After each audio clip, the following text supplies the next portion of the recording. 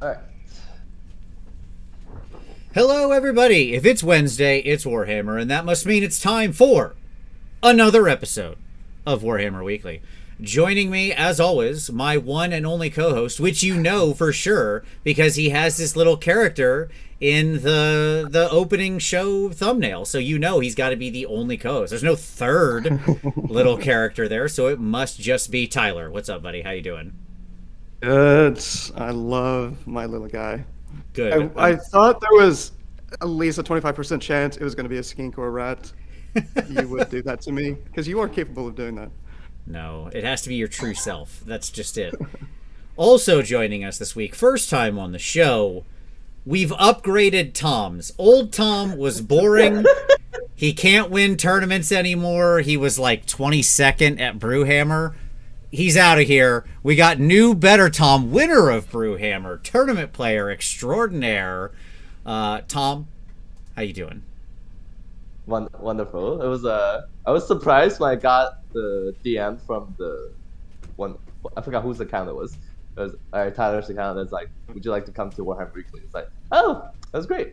Like, my friend really loves your guys' show, and he like watches it when he paints. So it's like, and your one has like favorite painter also. So I was like, oh, sweet. Well, we're glad to have you on. You've been going to you're on the West Coast, but you've been tearing up the scene all over the place. And today, I couldn't think of a more perfect guest to talk about the meta, because we're going to ask the question: is the Age of Sigmar meta broken? Are we living in a broken time? And will we find an answer? Probably not. Will we discuss it a lot? Most definitely. Okay. So, with that, of course, first, we're going to start with the news. Tyler, what do you got? News. It is definitely not Valkia. Get it out of your system, everybody. Stop it. I'm sorry. It's a Tyranid. Probably some Hive Tyrant or Gargoyle. All right, moving on. Counter opinion. Disagree. It is definitely Valkia. There you go. Her wings, these wings, and you might say, as Konstantinos pointed out, original credit to this shared image. He also said, but wait, this wing has little holes in it. I give you the Valkia art wherein she has the holes, and as we all know, they base their new sculpts very frequently on classic art. So hence, it's Valkia, mystery solved. We're getting a new Valkia. She'll be the one hero with the corn book whenever we get it. Done, dusted, lock it up.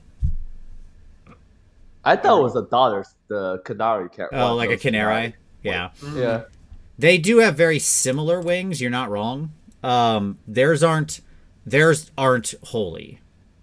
Ooh. Uh, Art so just pulled up. I'd never seen that. All right, I would never be more happy to be wrong. There you go. So yes, look, we all want new Valkia. If we're on the one hero to book release in 2022, as I've said. So, is there any other more reasonable hero than the one in that range that's still stuck in Finecast? Mm-hmm. It's a slam dunk. It's a slam dunk. Yeah. Her old model is also very tiny. She is. Right? She is very small. Yeah. She needs the like Sigvald treatment, right? Where she's kind of like scaled up for no reason. Yeah. Still immortal, but just big for no reason. I would love a bigger Valkyrie. That'd be sweet. Yeah. Like, look, when you turn to chaos, it just gives you like bone mass. That's what you mainly get. You get taller, you get a little broader, you know. So there you go. All right. Okay. What's next? We had an article on the Achillean Elpex getting some love in the new forthcoming Ideneth book. If you're interested in all the details, check out that article. I saw that the harpoon launchers for attacks getting D3 damage. I don't think they had that last time. They did not. And it wasn't the war scroll of the Fury and Fire, whatever the Fury of the Deep thing. Yeah. Like. Oh, yeah. That's right. Okay. Yes. Very good. Yeah. That's where it changed. Yeah. Sweet. But like, all right. So Tom, give us your take on IDK. Here's what I'm asking you. Do you have stonks on the IDK book? Do you think it's going to be good, bad, something in the middle? Where are you putting it right now? Well, before I say that, I currently have basically the whole range of models just in boxes Okay. on my table, and I've been waiting for the book to drop to see what I need to build. I love the aesthetics. Like even when they first released an AoS one, I was like, oh, these are some excellent models. Like even though back then nobody played AoS around me, but I still almost bought those models just to like have it Because they were because that strong. Yeah. it also looks super cool. Uh, the point cost in the Fury and the in the starter set it didn't look super promising. Like I also played against a mix of the new rules from the starter box and the old rules in the Brewhammer finals, and they feel like if the point costs if they stay around the same, they could be very good. But if everything goes up like the Reavers and the Thralls and the Alapexes did, I think you could run into problems of having too elite of an army without having too good of a save. Okay. Okay. Yeah, that was quite a final game there. You against the Futhin player there, Yeah. blotting out the skies Yeah. with those 60 Reavers. It's a heck of a matchup. Oh yeah, it was wild. So obviously, whenever the book comes out, we'll do the review. So looking forward to it. I say of the two books that are releasing, it's the one I'm minorly interested in. There you go. There's my stonks for you. Yeah. Yeah, I'm very interested in it, but we'll see how good they are. Indeed. Tyler, what's next? Good. We had a little article on Grand Cathay, the Warhammer of the Old World. Of course, we've been seeing a lot about them with Total War Warhammer 3 getting released over this past week. Uh-huh. And yeah, anybody have any thoughts on this? I stay away from computer games because I almost failed high school due to an addiction. Video game, Warhammer 3, very good. Been playing a decent amount. The article, very not good. It didn't like satisfy any questions people might have had about this potential through square-based game. But I love Cathay, so if they make miniatures for it, that would be cool. Yep. All I like. If anybody had any concept this game was going to come out before like 2024, I hope this article puts that to rest. Because they're still just like talking about a thing they drew, like a map. Yeah. That's nothing. I don't want to say that. Like it's cool. Like the people who do the like art for maps is actually a really cool skill. It actually is awesome. So I'm not disrespecting the artist. That map looks super cool. I love all the maps they've shown. I like fantasy maps in general. I have a bunch hanging on my wall actually in the other room over there. So I'm a big fan of fantasy maps. But my point is, as a preview of the thing, that was nothing. That was just a nothing. It's like a out preview of like an alpha stage of like it's like concept at this point. Right. Like, right. Especially with how pushed back like supply chains are with all the COVID stuff. Like this is probably like 2025 to 6 range at this point. I would have to guess. It's just going to be the forever future project. Yeah. So, yep. Probably not coming soon. I was listening to an interview that they did, an article, David Geimer, who wrote this Kragnos book, that's a novel that's coming out. Yeah. And he mentioned, have you guys heard that the novel was planned to come out like a year or two ago? Wow. As part of the release of the Kragnos model. Wow. So I thought, well, that's fascinating insight to their schedule and how messed up it's gotten. Yeah, I mean, as I've said before, they have to be 8 months plus off, at least. Yeah.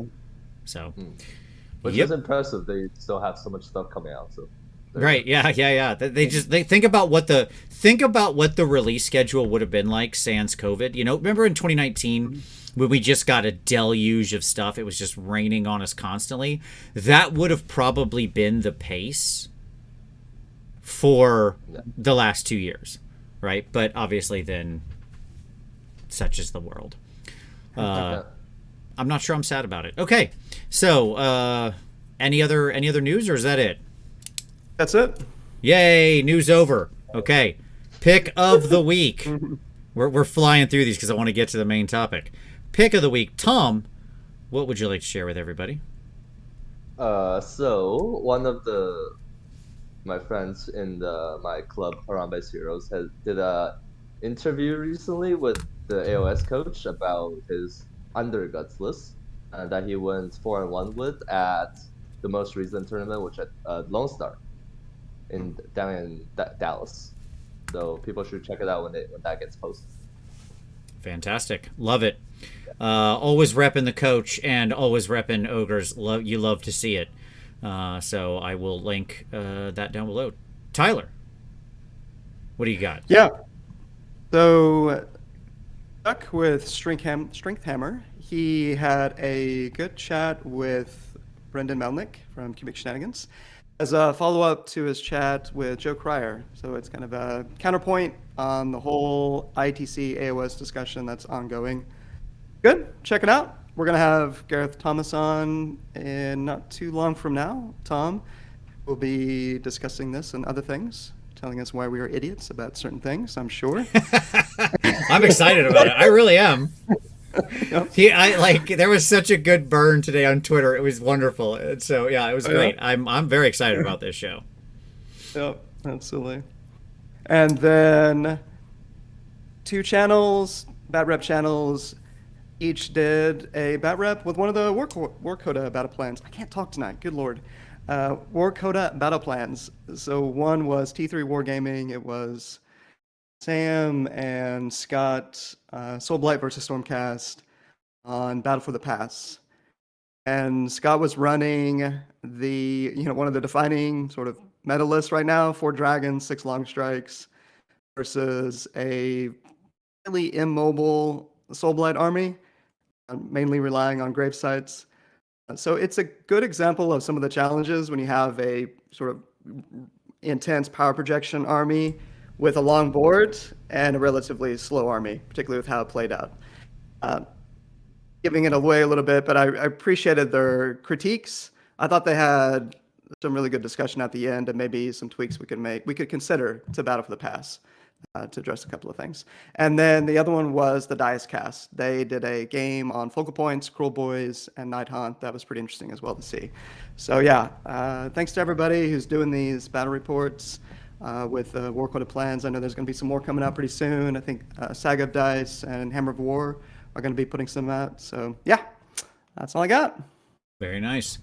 Donnie, I boosted it a little. Tell me if that makes any difference.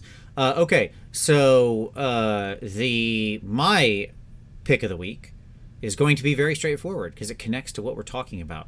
So down in the description, you will find a link to AoS Shorts on Twitter, and you will find a link to the T-Sports Network Stats Center from Ziggy and Rob and all of the T-Sports Stats Center crew. And I wanted to link to both of them because a lot of what we're going to be discussing tonight about the meta and stuff like that, I wouldn't have these stats if it weren't for both or all of those fine gentlemen who do a lot of hard work keeping up all of these stats, collecting everything, aggregating everything. So all of that, the site, Twitter, it's all linked down below. Go follow, check it out, yada yada yada. Do those things. If you want more data than what we give you, or you have different conclusions, or you want to crunch some of the numbers yourself, or slice, dice, julienne fry that data in any way, you go right ahead. All of that's there, and I certainly encourage people to do so. Okay. Cool beans. I will, yeah, I will do so, Dan. Okay. Let's, before we get deep into the topic, let's have a little hobby time.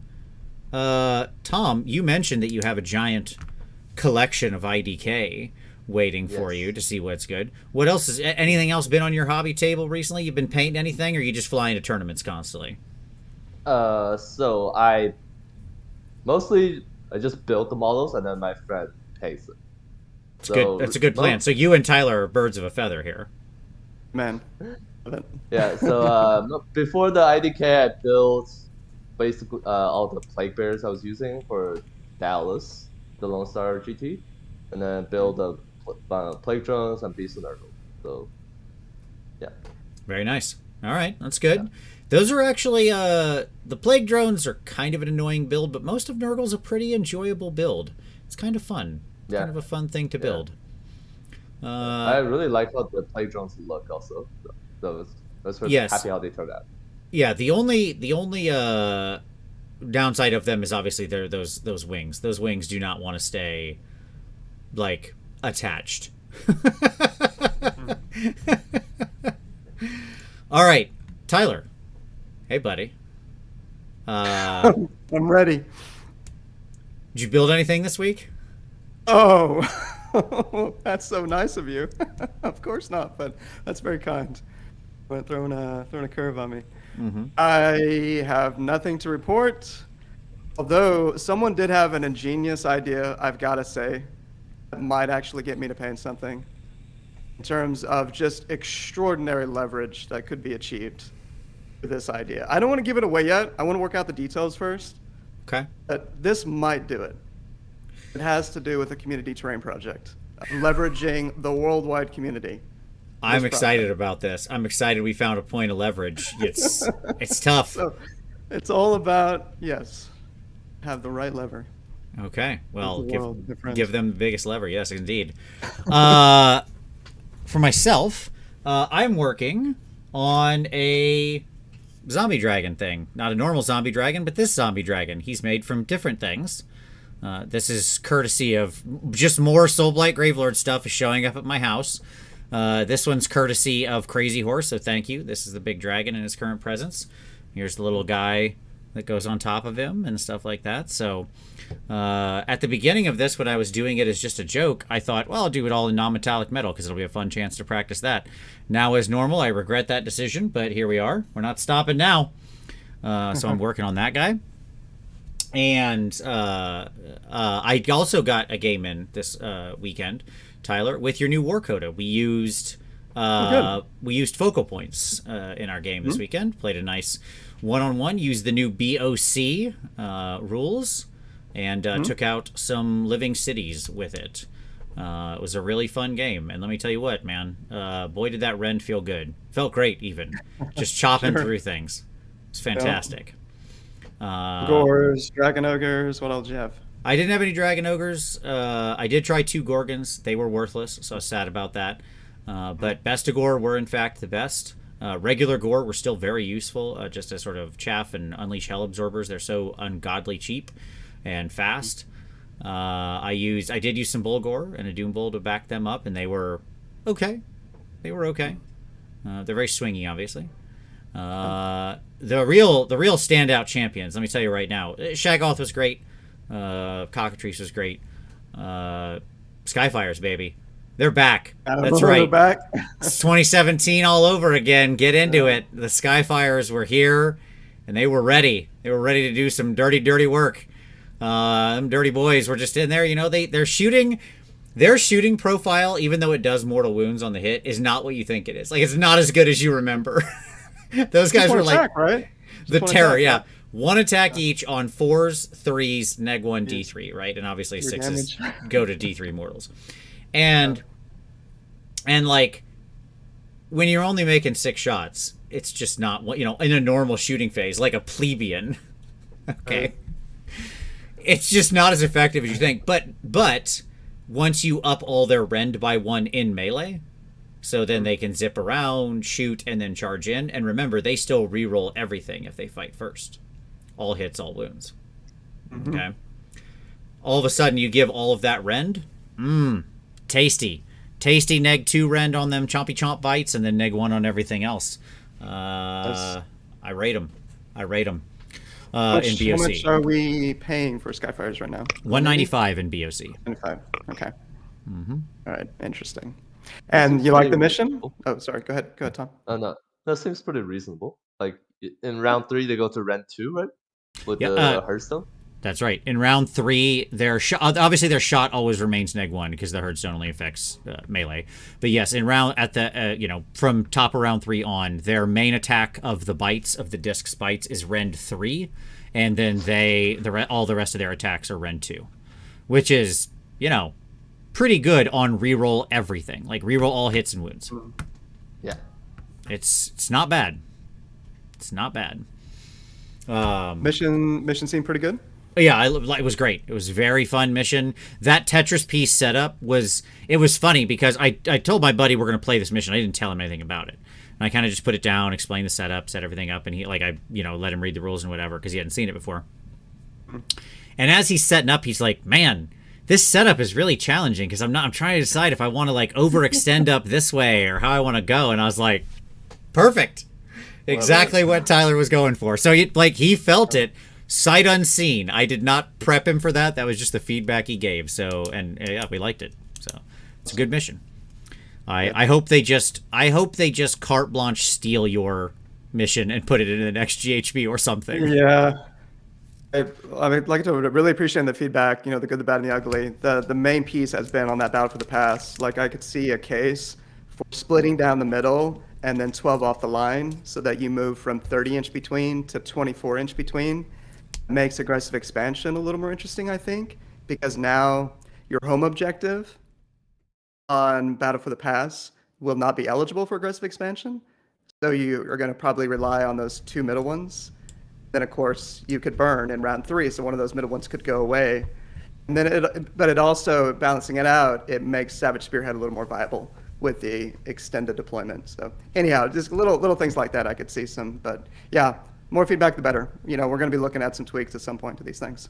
Yeah, right on. Okay. Well, gentlemen, with that concluded, I think it's time we get into the meat of this show. All right? Yeah. So let's do it. Let's get into some meta talk. Here we go. Let me bring up our presentation. Oh boy. Ba-boom. By the way, Tom, I've got to ask, so I've heard you're a very fast player in War Machine.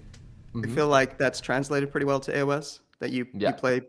Okay, awesome. We'll have to talk about that sometime. I sent Vince a list of items for the show that's 6-hour conversation with you, and he removed that one sadly from the list, but I'd love to talk with you about that sometime. Well, let's just real quick, we can have a brief conversation on it. Let's do this.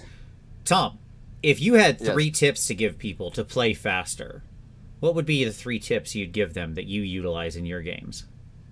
Number 1, most important, know what you're gonna do before your turn starts. Okay. That could be looking at a mission, deploying, just if in a situation where you're probably gonna go first, if you're the high drop, or if you're just plan out what your turn 1's gonna be without thinking too much about your opponent's stuff. It doesn't always work out, but you should get your turn 1 out as pretty. I would say if you're not one of those a shooty Lumineth or Stormcast army where you're not a magic heavy army like Siege, your turn 1 should be just pretty fast. It just should just be you moving models to set up you're either aggressive expansion on mission that's were relevant, or just setting up to take either try to set up for a double or set up so you don't get completely overwhelmed. That's number 1. Number 2 is just know all the rules in your army without having to reference it before you do anything. That comes up a lot when you're playing against or as Seraphon. You need to know the range of all your spells, all your prayers, all your abilities, the Serpent Staff, your Slant's command ability, your Starseers. You need to know all the range of your bubble. So with that, so you don't I think it's 15, I think it's 18, I think it's 12. So then you have to go reference it. Then it really slows down the pace of the game because you have to reference it. Then you look at the board state again, and then you have to think, do I really want to do this? So it creates right. A lot of downtime that's very unnecessary. If you just knew it at the start, it's oh, it's 12. I'm gonna do this, do that. And then third is just try to be prepared to react. If I'm getting shot, when they declare this target, am I gonna all out defense or not? And then if they move within 9 of me, am I gonna redeploy or not? Am I gonna save CP for later round for in case my unit gets wiped out by half? Do I need to save it for rallies? That just comes with playing. That's not always super easy to do because sometimes there's 2 targets you want to protect in a round of combat or in a shooting phase. So you have to he picked this target for his battle tactic, but I really need this thing to live to hold this point. Those are complicated situations which takes time, but normally it's pretty simple what your opponent wants to do, and it's pretty it's pretty projected. Like, I am broken ranks, you're 4 skinks. Well, they're gonna kill 4 skinks, so. Right. Yep. Right. Yeah. Yep. Right on. I like it. Good. All right. There we go, Tyler. We got it in just for you. All right. Let's talk about the AoS meta. The good, the bad, the potentially ugly. As we ask the question, is the AoS meta broken? So let's go around the horn right now before we go to any slide. No, I want no explanation on this. Okay? You are not allowed to defend or extrapolate on your position. He's talking to me right now. Talking to all of us. We're all like given I haven't talked to Tom a lot, so I don't know. Maybe he would just rip this out. But I know you and I would ramble. This is more for the two of us. So, is the AoS meta broken? Yes. No. Kinda. Like, maybe. There's a middle answer is fine here. Okay, Tyler, you have to answer first.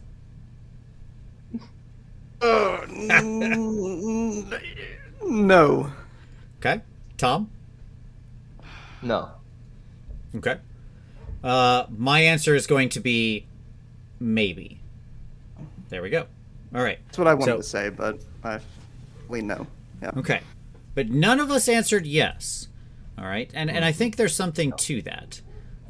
Because, broken is hard to define. And it was funny because you asked the question on Twitter, Tyler, today, and I read through all the responses.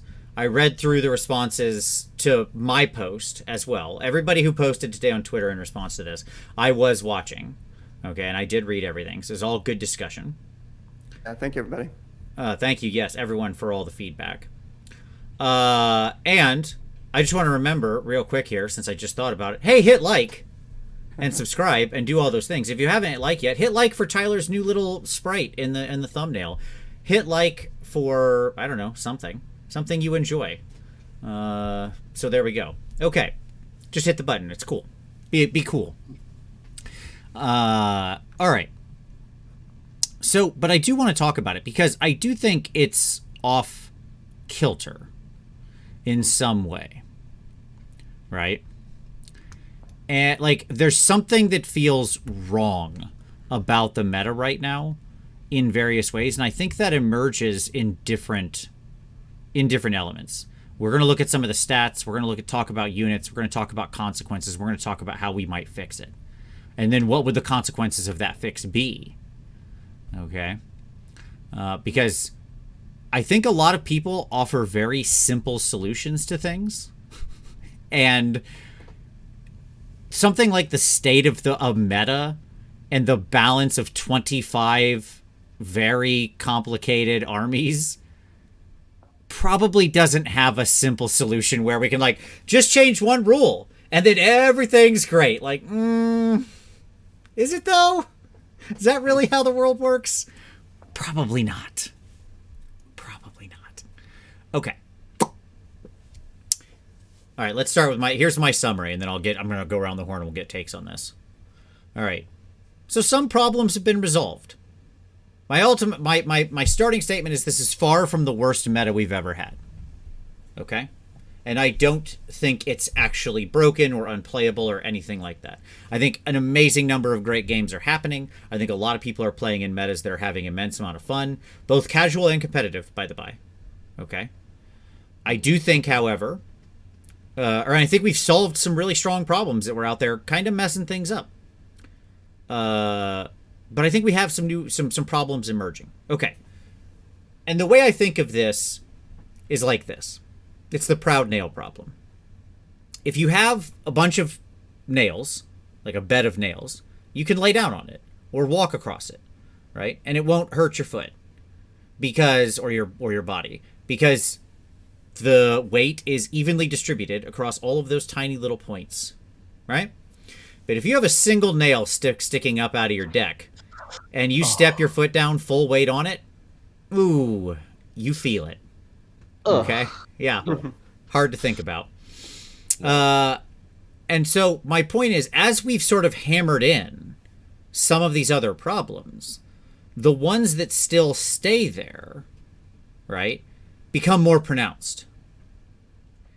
And if they're sort of allowed to run unchecked, then they can become quite dominant. You know, you could use this example in 100 other ways. I could have said, like, you think of an ecosystem, it's relatively in balance. You take a couple of the large predators away, suddenly some other, like, boom, the whole ecosystem flies off, right? So it's like things like that are what I mean. So we've resolved a lot of problems with sort of god type models. Archeon's not the terror he once was. Nagash is not the terror he once was. I think both of these models are, like, Nagash is probably maybe a little overcosted still, but he's fine. Marathi held back by her army. Yeah, I mean, Marathi, like, exactly. Like, Doc is a okay army. We'll see what happens with the new book. Her command ability is super annoying, but she is ultimately a solvable problem, right? It's not that, especially in this current meta, it's not hard for most of the top tier armies to do 3 wounds a turn to her. Right? Yeah. Oh, yeah. Yeah. She's generally dead at the top of 3, or bottom of 2, or however you want to phrase it, right? Yeah. The Amulet of Destiny has been weakened, which weakened both the power of Sons of Bahamut as well as, other types of other things that would empower these sort of unkillable single models. Kragnos has started to show up in lists. He's certainly a fun piece, but he's ultimately a killable threat. He's 18 wounds on a real good save, but a 6-up after save, right? Yeah. Our current challenge that remains, kind of the big, overwhelming, in my mind, proud nail that's sticking up, is power projection, which is taking multiple forms, right? I think that the meta right now, and I'm curious as to both of your takes on this, is defined by either having the ability to project power, and we'll talk about what that means in a minute in more detail, but to really project power in a significant way at range, or to be able to withstand and resist that power projection and still achieve your goals, and to basically fight in the shade. Okay. That's my argument. Tom, what do you think about that my sort of resolution right now? My summary. I think is very what's it called? Very accurate, like picture of the meta, like, and I think the fix, if we're just diverge a little bit, I think the fix for shooting has to come in the form in GHB of how terrain works. Yeah, that would be a great place to start. No disagreement from me.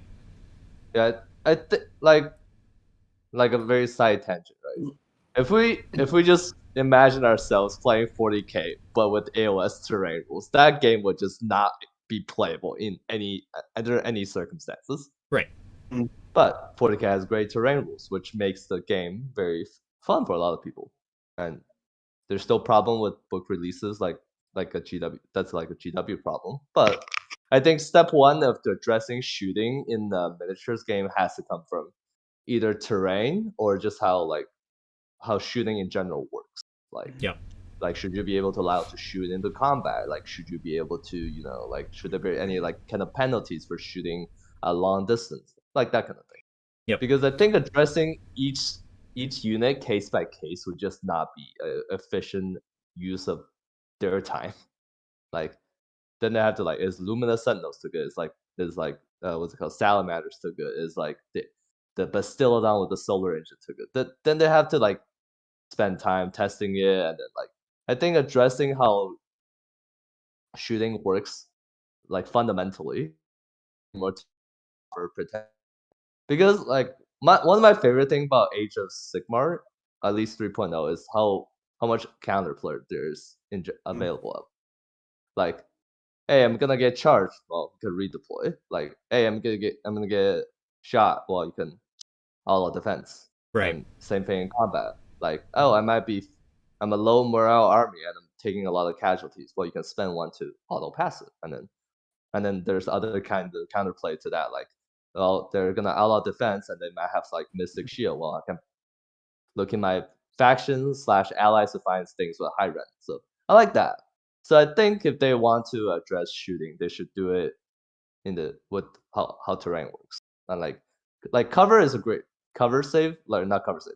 Just like cover in general in AoS is pretty good. Like makes like +1 to save against both shooting and melee. So maybe to expound upon that would help this current situation a lot. But I don't think it's even at this current point, it's very oppressive, and they can like make for a very negative play experience. But if both players going into it know what is expected, I don't think it's super like unplayable. It's not the greatest miniatures game, but it's still fun. Yep. Yeah. I agree with that, especially the terrain thing. My goodness gracious goodies sakes, do I want us to have like some stronger terrain rules? I mean, we've done, I don't even know, multiple shows on it now at this point, just begging for those kinds of terrain rules. So I'm behind it. Tyler, what's your thought on my sort of summary of the current situation? Yeah, I think it's pretty good. I mean, we've joked about doing a show in defensive shooting before where, like, my feeling is could go too far in toning down shooting where we end up back in Q1 through Q3 2019, where we had a melee power dominant meta with very few counters. Looking back on it, it seemed like we could have had counters come into play sooner than we ended up having, but we eventually got there in Q4. Skaven, Stormcast Anvils, Cities of Sigmar, Iron Drakes, OBR Catapults, and then that led into 2020 with the 4 books that we got near the Q1, Q2, Lumineth, Seraphon, KO, Zinch, and the Daughters of Cain later on in the year. So in my mind, we've been in this power projection being a little out of balance era since late 2019, more or less. I think we've improved from where we were in 2020, which was the absolute worst meta in my experience over 6 years of AoS. Thankfully, it was mostly on TTS, and we weren't experiencing it in the real world. Sure. So, I think it's a little out of balance, not necessarily a lot. There are a lot of counterexamples even now, some of which we could see start to come to the forefront more. Like I was looking at Old Town Throwdown's list. Gareth, I never know if to call him Gareth or Tom. Gareth had sent me today, and there were very few long strikes.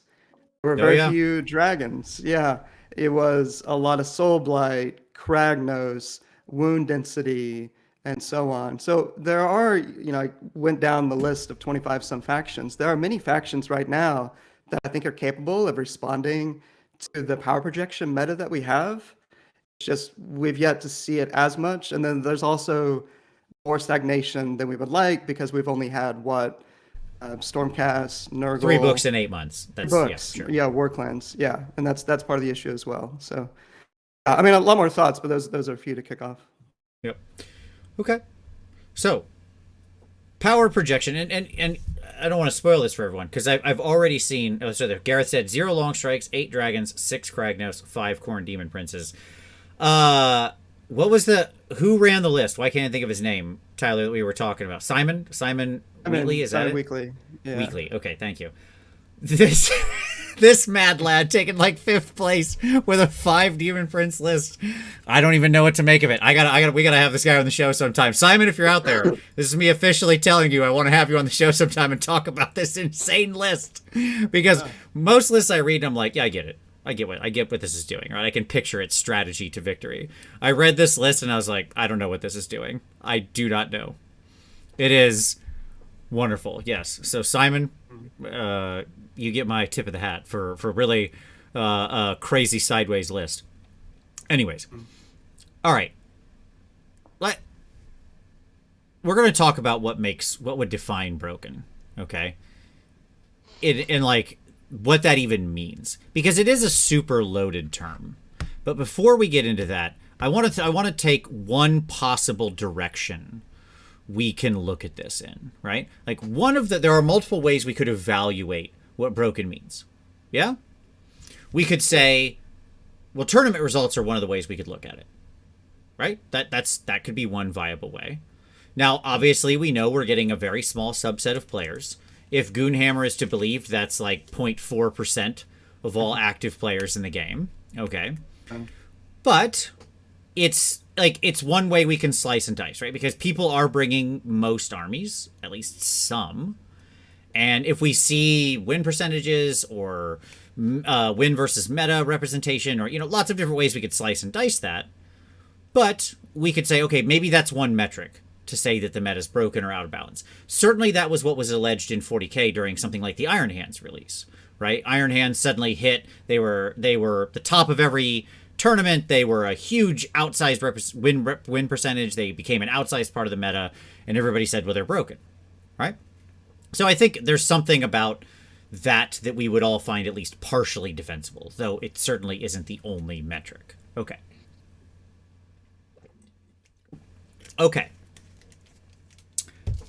So let's break that down. Let's think about it first from this perspective. But like I said, there's multiple. We're going to attack this from multiple angles. Okay. So here are some results. So I pulled this from Bloodshed these are lists from Bloodshed in the Shire from this recent weekend. This is a tournament in the UK. Decent sized tournament. First place went to Mike Stewart, 5-0 Seraphon list. Right? Engine of the Gods, Salon Star Master, Double Skink Priest, 3x10 Skinkies, 2x2 Sallies, and then 2 Bastillodons Solar Engine, all in Thunder Lizard. So the Bastillodons, the Basties are double shooting, pew pew. Lots and lots and lots of power projection, right? Mm-hmm. Not to mention it's in Thunder Lizard, which has just an absolutely bonkers good rule for the meta right now of reducing all incoming damage by 1, right? Strong spellcaster. The engine itself is very strong. This double shooting basties are strong. Yes. Yeah. So puts more bodies on the table. The Source Warriors from the Engine of the Gods. Yep. Plays mission well. Have good force projection, and is generally just. There's no doubt. There's really nothing bad about like the Thunder Lizard build people are playing currently. One thing that sometimes runs into issue is like. The whole army is render 1. So if they don't allocate their mortals correctly, you could see it run into problems. Yep. But they do have a lot of access to mortal wounds, which is a really nice. It's a nice mix. It is. It's an extremely diverse, pretty powerful army with lots of different unit choices, with backed up by a really solid allegiance ability, good sort of cross synergies all over the place, right? It checks most of the boxes, but I would argue the heart of this army is certainly power projection to some degree, right? Oh, yeah. Like, it's hard to ignore the power projection that this army has. It's not all it is.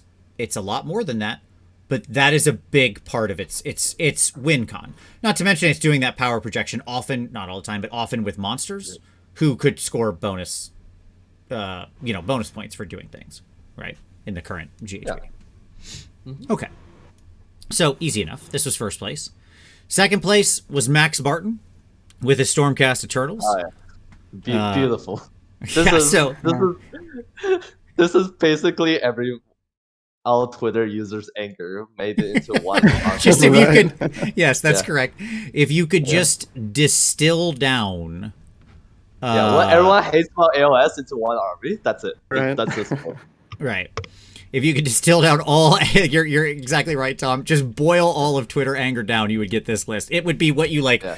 It'd come out of the sieve, right, on the bottom. Yeah. So, Hammers, Knight Draconis as the only hero. Okay. Mm-hmm. Maybe we do need to bring back Apex Predators. I'm not sure. 2 Stormdrake Guard, 2 Stormdrake Guard, 2 Stormdrake Guard, all with Warblades, which is the build I prefer as well. I actually like the Warblade more than the Lance. I prefer the grind capability a little more. Anyways, rather than being flat-footed on the charge. And then a single Stormdrake Guard making 7 dragons total, plus the ever-famous 6-pack of long strikes, all wrapped up in a battle reg, 1 drop, coming in at 1970. 86 wounds of pure terror. Lean. It's just like it's basically just as efficient as possible of doing what it wants to do. Like It wants to move a lot during their turn, shoot a lot of mortal wounds, and then charge into combat. That's it. Yep. It does that very well. Yep.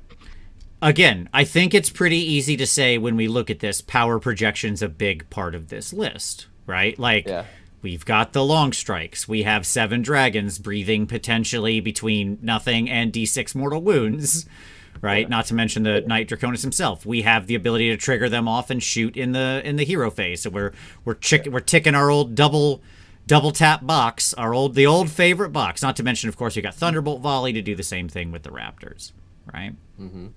So power projection, big part of this. Like, this is the kind of list that I think about someone showing up to with at a game with somebody who doesn't know what this is capable of, or somebody newer who's just playing like some normal army, and they show up against this and their entire army just gets scorched off the table. Like, this is a nightmare scenario for somebody who's, you know, like a low information player, right? Oh yeah, this is like the kind of army that also is one of the person playing the game is not gonna have fun.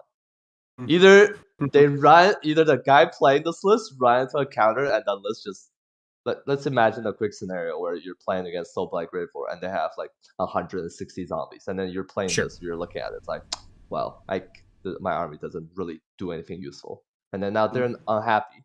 Or you're on the other side, they're playing against, for example, army that can't handle like 8 dragons shooting mortal wounds and then long strike shooting twice. Like, their army gets evaporated during like the first turn of the game, and then they're just like, wow, why? I don't know why I showed up here today to play this. Like, it's like a very binary army, which causes a lot of people having an issue with it. Yep. Yep. It is just all raw, like awful power. Okay.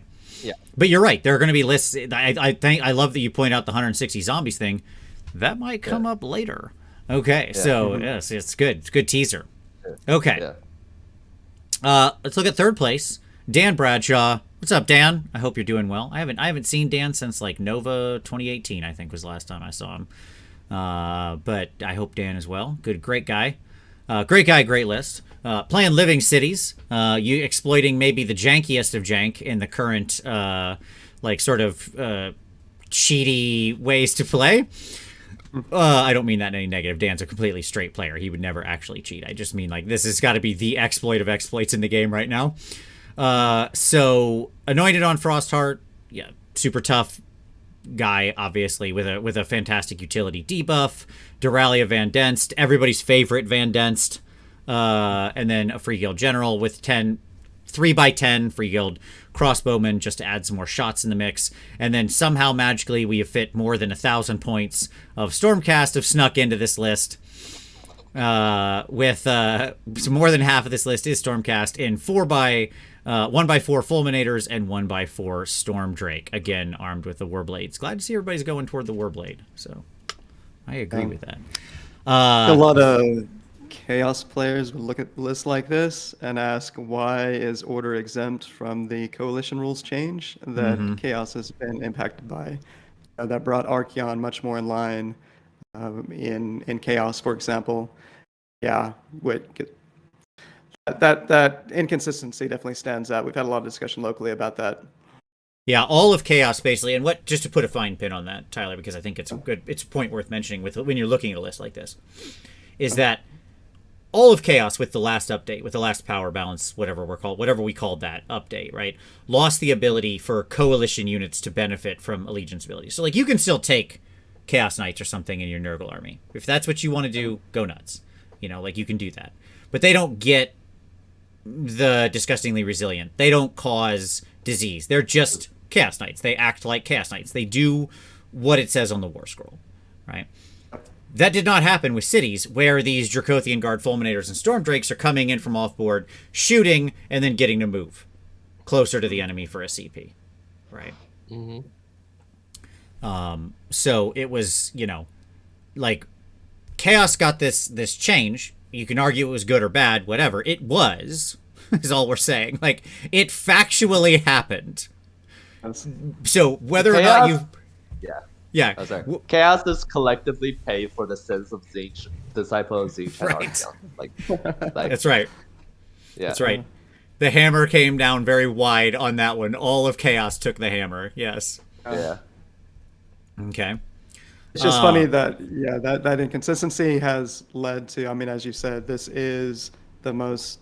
I mean, I can't think of anything more exploitive than what you can do with Living City right now in the game. It's just incredibly powerful. It reminds me of Vanguard Wing back in the day, the similar pattern, but with more damage output, more raw power than we had with Vanguard Wing back in the day. So yeah, it's crazy. And not a single Sylvaneth model. Right. No. Yeah, very good point. 1,000 points. Oh Lord. Yeah. No, they stay at home. They guard the city itself, I think. The battle, like the Sylvaneth just line up around the city while the Stormcast and humans go out to fight, clearly. Okay. They should put like a rule in there for all the specific cities. Like half of the list have to be like that specific thing. Like you have to have 1,000 points of KO Karaja Overlord for your Tempest Eye army, or like 1,000 points. Like put a hard cap on it, not just can be 1 and 4. Yeah. No. Again, I think it's pretty easy to see how power projection is a big part of this list, right? Between a lot of just generic shooters that are just kind of there to pepper, between obviously your Stormcast units that are coming in having great range power projection, and then being able to come in and then move and then hit, right? Okay. Oh yeah. All right, and then Duralia, Sniper Supreme. Like, let's not forget about her over there, just dropping hot shots. She is nothing to mess with. Okay, so that was just a recent, that's a sample size of one tournament, right? But I thought it was interesting that the 3 lists at the top also completely captured the whole power projection issue, right? Almost like it's almost like the top 10, when I looked at it, have this thing. Like, when you go ride a roller coaster, it says you must be this tall to ride this ride. Yeah. Sure. It's like the top 10 at a tournament all say you must either have this much power projection or a direct answer to this much power projection to enter this zone, right? Yeah. And if your army just can't generate that, like if you happen to be in one of the armies, because many factions can, but many cannot too, as well. And if you happen to be in one that can't, I guess, sorry, you don't get to win tournaments anymore, is I guess what happens. So that's rough. This is just a fun thing. On the subject of power projection, this is, again, Bloodshed in the Shire. They talked about where did all the dragons place. So here you can see on this page where all the dragons placed in the tournament, who was piloting them, and then what army they were in. So dragons were in lists that placed 2nd, 3rd, 7th, 14th, 16th, 17th, 28th, and so on. Quite well spread throughout the entire event, I will say. Which is important to understand that they're not just a instant 5-0. Right? Oh. It's not like so to be very clear, it's not as though the recipe is no skill plus dragons equals tournament win. That is not what we're claiming, not what we're saying. Here's the direct numbers. Right? Okay. And that's why I'm not, saying like, oh, no, it's just dragons are the problem or something like that. Like, no, I just thought this was interesting that they were so spread amongst the whole list. Yeah. Right? Yeah, definitely. I saw that Steve Curtis, the TO, or one of the TOs, I think Dan George was the other one with Bloodshed, decided to do Tooth and Nail, I believe round 4. Oh, that's a good one. Yeah, Tom, mainly because the state of the meta, he wanted to have some way to rein in the cities of Sigmar, etc. Let's hope there's not some random Hedonite player in that tournament that had to play Tooth and Nail. I know, exactly. They can punish them. Yeah. Sorry, yeah, you get to, like, your Lurid Haze Invaders list is really just getting, like, double smacked by that for no reason. Yeah. Yep. Okay. The point of dragons, I just want to say something. Stormtrade Guard is a very incredibly cool model, so all kinds of people are buying it. Like, yes. And they're all expecting probably different things from it. Like, the tournament players love it. It's a very strong war scroll. It's a good for the current GHB as a monster. It can do all the tactic. Other people are looking at it like I can play an army of dragons in a fantasy miniatures game, and it's Yep. So at various points in time, I know, Tom, we talked a little bit before the show that you're a Magic player, and I'll make another Magic reference later, very formally in this. So everybody who's playing the at-home bingo game for Warhammer Weekly, here comes your first Magic reference, so check that square. At certain times in Magic's history, there have been, like, very cool but very efficient, like, big power toughness or like, high power toughness but mana efficient / with a cool ability creatures that have gotten made. Okay, they often show up in like white, green, or red is usually where these things end up, right? And they're the same way, where like casual players will love them because they'll end up in their like super casual deck just as a cool monster because it's a neat monster and it's not hard to get out or pay for, right? But they'll also end up in competitive decks because they can fit into like a mid-range or strat or something like that, right? It's like and exactly. then the prices go up, and the casual players hate it. So yes, exactly. And then all of a sudden, that thing is like a at least $50, $60, $70 card. At least that's not a problem in AoS. So it's like, oh my god, everyone's playing Stormbringer. Now it's $150 for two of them. Oh yes, we can all count our lucky stars that's not how this works. Absolutely. Yeah. It's like, well, 50% people playing Long Strikes. They're now $70. Sorry. No, don't give GW any ideas on their new pricing model. All right, here we go. Yeah. I want to talk real quick about simple solutions. Okay. So I'm just we're gonna take a little. We're going down the examining is the meta broken from the tournament lens here. But I want to take a little exit. We're gonna pull off in the rest area of simple fixes on this. Okay. We've talked about. We've talked a lot about, power projection. And one of the most common refrains I see in Twitter, I saw this discussed a lot, was just move the mortal wounds to 6 to the wound roll. Okay? This is offered as some like silver bullet cure all. The golden light shines down from heavens and everything is fixed. Okay? That's often how this is framed. Like, if we just put it on the wound roll, everything's fine. Okay, here's the math. For long strikes with the hit on a 6 versus the wound on a 6, triggering the mortal wounds. Okay? I don't know if the numbers are too small for everybody to see. But let's just take the 4+ save line. Okay?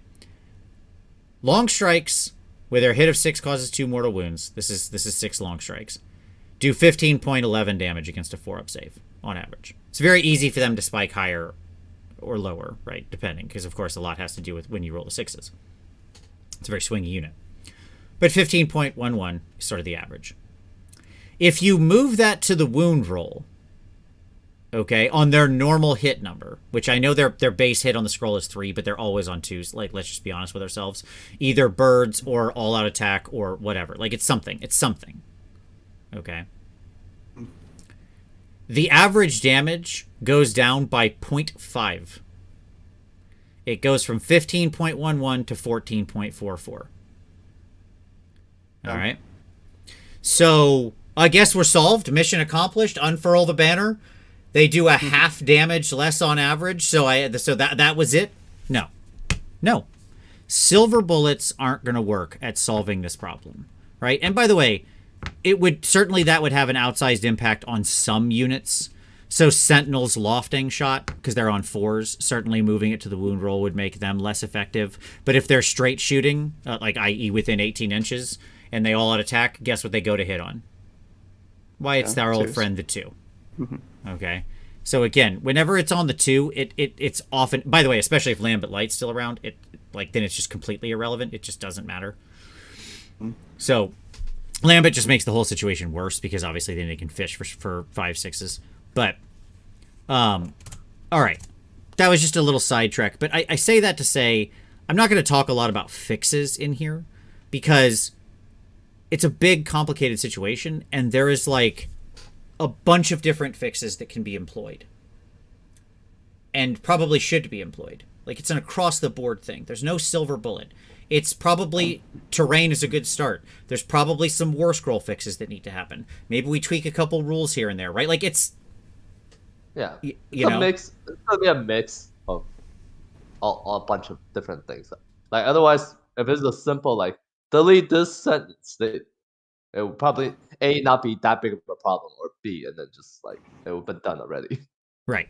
Exactly. Yeah. Yes, I'm sorry the numbers are so small, everyone. This is how it prints out on the page. I'll see what I can do in the future. But yes, 15.11 versus 14.44. So there we go. All right. Let's zoom out a little on our competitive journey. Here's everything since 3.1 started. Basically since the Battle Scroll Winter FAQ. Okay? This is I cut this to the top 3. All right. So these are all the results, courtesy of AoS Shorts. Thanks, Dan. You're a hero. And I have this broken up in 2 different sort of views. This is the same image. I just manipulated the lower image a little bit. Okay. So the top image is all the results. The bottom image is the same thing, but I blacked out all of order.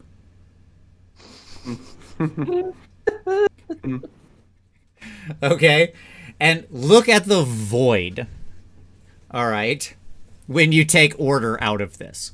Now, I will state only 6 of the 9 order armies are actually represented in the order armies that placed. Okay. Sylvaneth, KO, and Fireslayers being the 3 that don't show up at all here. They did not have a top 3 finish in this time period. The other 6 all did. Lumineth, I would point out, only had 1. But out of 21st place finishes, 7 were non-order. Only 3 different armies. Legion, Nurgle, and Sons. Out of 22nd place finishes, 6 were non-order, being 5 different armies. Sons, Maw Tribes, Nurgle, Gloomspite, and Warclans. Yeah, okay, there we go. And out of 19, because we're missing a 3rd place finisher, I don't think we didn't know who that was at Lone Star who got 3rd. So if you're whoever got 3rd, I don't know who you are. I'm sorry, who got 3rd at Lone Star. Bone Reapers. Osiric Bone Reapers. Oh, no, that's right. Sorry, London Open. London Open is who we're missing it. There you go. Yes, I have the Bone Reapers. Okay, sorry. I read my chart wrong across where the blank space is. So if you're the person who got 3rd place at the London Open, who are you? What army were you playing? I don't know. At any rate, out of the 19 third place finishes, 8 were non-order, but only 4 different armies. Bone Reapers, Soulblight, Warclans, and Nurgle. All in 2s. 2 by 2 they came into 3rd place, which is interesting. And out of 59 finishes in 1st through 3rd place, 16 were Stormcast.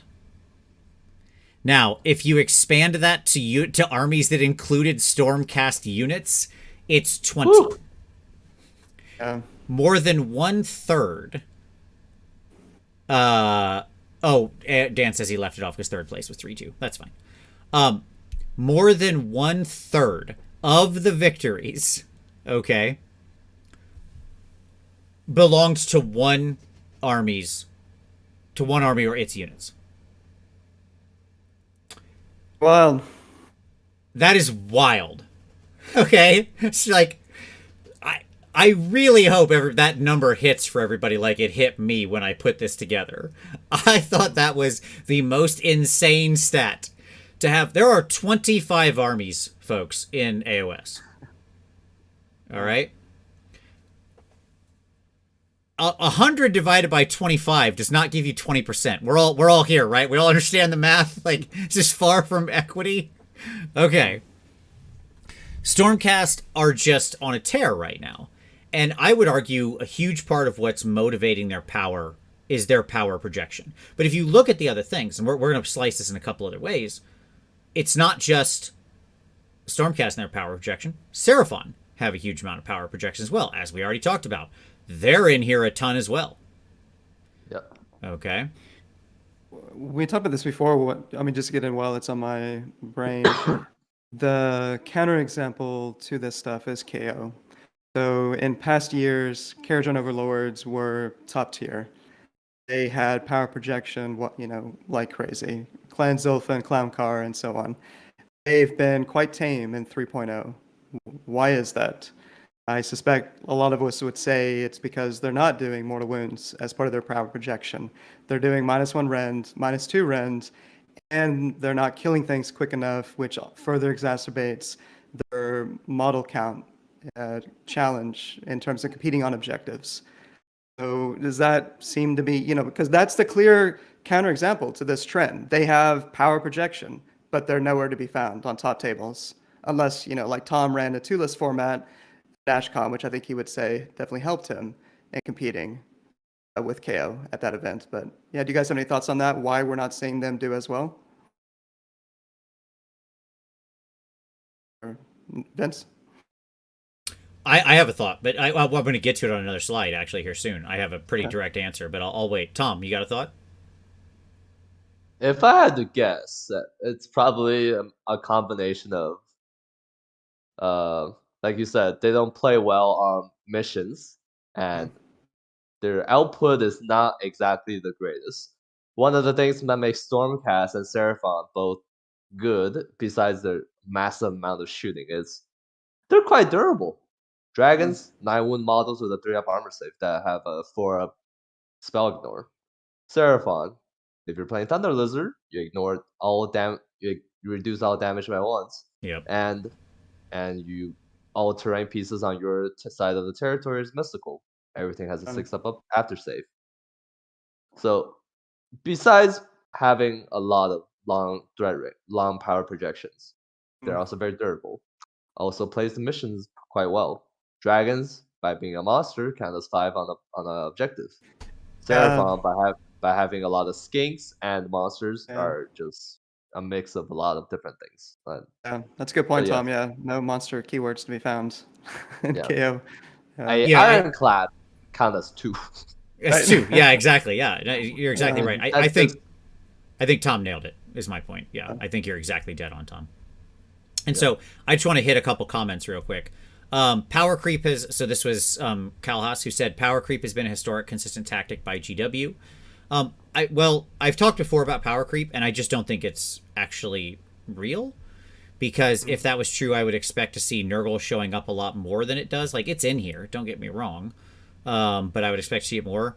There are 3 armies, maybe 4 in War Clans. Only one of them actually appears here. One of the worst performing books is one of the most recent books, which is, Slaanesh came out, and it's one of the worst performing books. Okay, like, it is literally in the Sullen 6, like one of the lowest in the whole thing. Okay. Yeah. So like there's lots of unevenness to it. Creep implies that there's sort of this projected, this constant upward trend. And like, if that was the case, IDK would be getting buried, and yet IDK shows up on this list multiple times. Okay, and they're still running on the fumes of a very old book, given with some War Scroll updates and stuff. But they've been a presence throughout. Doc shows up on this list, and Doc has been consistently on this list over all of their history. Just when they had books, and then it would sit there, and they would just, like, the book would get age, and they would just, you know what I love about these Daughters of Cain?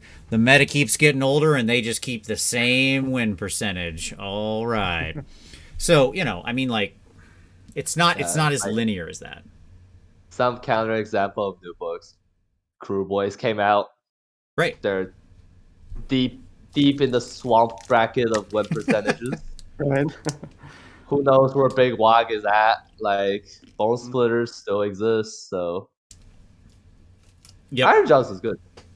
Yes. But Iron Jaws has it's very limited selections. Like, yes. One thing I will say about the overall, just like comparing to, like, coming from playing Magic and playing Miniscape, there's a fundamental difference.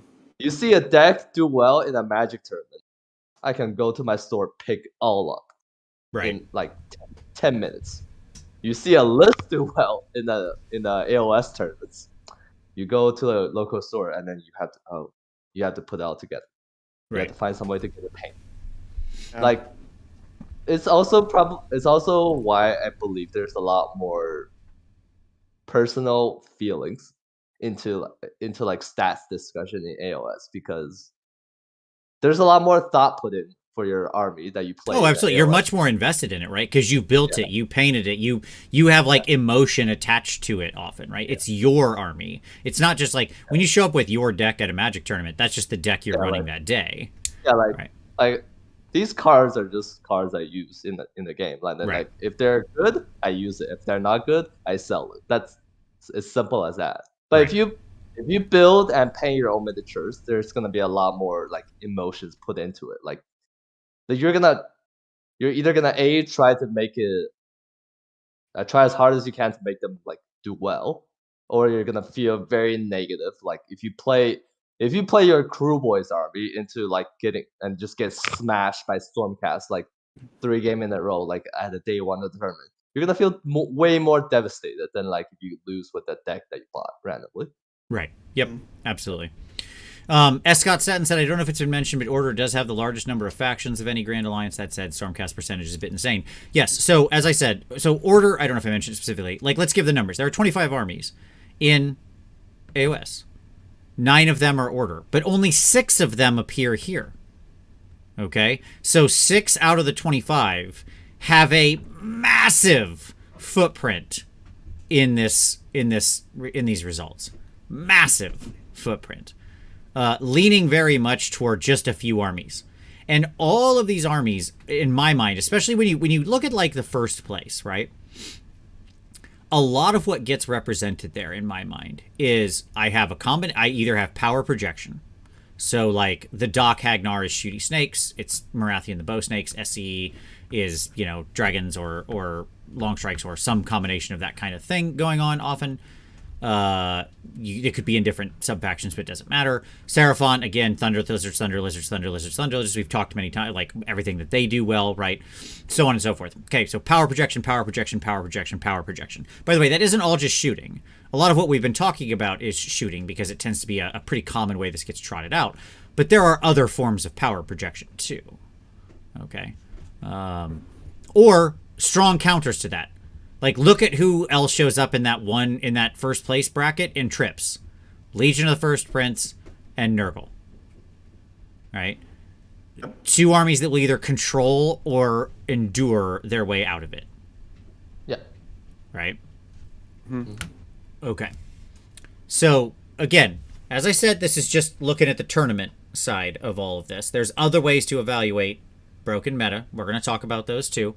I know everybody has strong feelings about the tournament stuff, but this is just like, it's good raw stats that we can get at that show some things that I think are out of whack.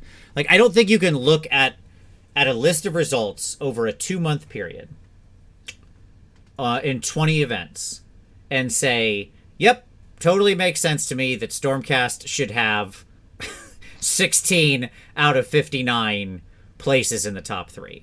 That's crazy. Yeah. I cannot think of a world where you would justify that and go, that looks right. No. Yeah, I mean, I'm sure there are many Stormcast players out there who remember the nerf that Evocators and Sequitors got early on in 2018, second edition, where they were all the rage for a short window of time. They got hit. I would say they got hit too hard, and they got hit a little too quickly as well. So I get the concern of, with that as a point of reference in particular, because it's the same faction. I don't see a direct equivalency personally with that, but I know it's complicated with this. Another thing I wanted to say on this is we've talked a little bit about this, but just to say it, part of the challenge that I see with the state of the game is just the raw damage output from these war scrolls nowadays. This is partly more of like an aesthetic argument in terms of list building and how lists function, where if the power were more distributed, as I remember feeling in years past, there certainly are counterexamples. I mean, we've had significant damage output in the past. This could be recency bias, but it feels like we have continued to ramp up as this game evolves in the raw damage of some of these war scrolls. That would be a better place to be in if we didn't have, a unit of 6 long strikes, which some armies can deal with pretty easily. They're 12 wounds, they're 4 up save, they can get better than 3 up save, they could get a 5 up feel no pain from Gardas, whatever. Like, that's relatively straightforward, a lot of armies to deal with. But if you can't, the raw damage gets crazy. So it's that rock, paper, scissors, I feel like in some ways has been amplified more and more as we've gone forward with the game. I agree. Comes to mind.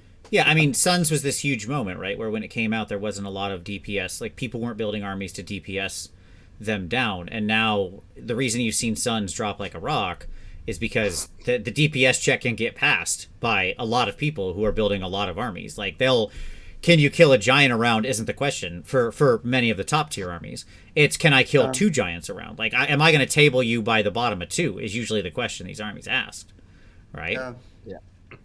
Yeah. So, do you have any just real quick, I want to say something else, because there's some people talking about my homeboy Skaven in the chat. And look, folks, I want Skaven to be good too right now, but trust me, they are not the answer. The problem is they don't do any damage if you're not running like Storm Fiends, and then you don't have the bodies. Because all Skaven, if you actually go break down their war scrolls, their damage is just consistently low across the board, and they are exceedingly punished by reinforcement points. And you will just lose your bodies in mass to a lot of hammers. Now, some of these might not pick them up. Like, I'm not saying every build is out there, but a lot of power projection will just kill every piece you have that matters, and then blow your clan rats and unsupported off the board. Like, as somebody who's run 120 clan rat lists plus, they die so fast to the high damage of this meta because people are building to do 40-50 damage around easily. Right? And that's to like a 4-up save. Your little clan rats aren't living in that life. Right? Yeah. Bodies need to have recursion / after save built in. Zombies is good not because they're cheap. They're good because they have a 6-up ward, usually, followed by mechanics that brings them back. So when you talk about... Yeah, and because they have cheater like 6-inch pile-in, and because they do mortal wounds, right? Like, they're a really good package. Oh, yeah. So when you're like saying 120 zombies, closer to like 180, and then you put, if you count the 6-up ward, you have to do like 200 plus damage, like to like try to kill something that's like 600 points effectively. Yep.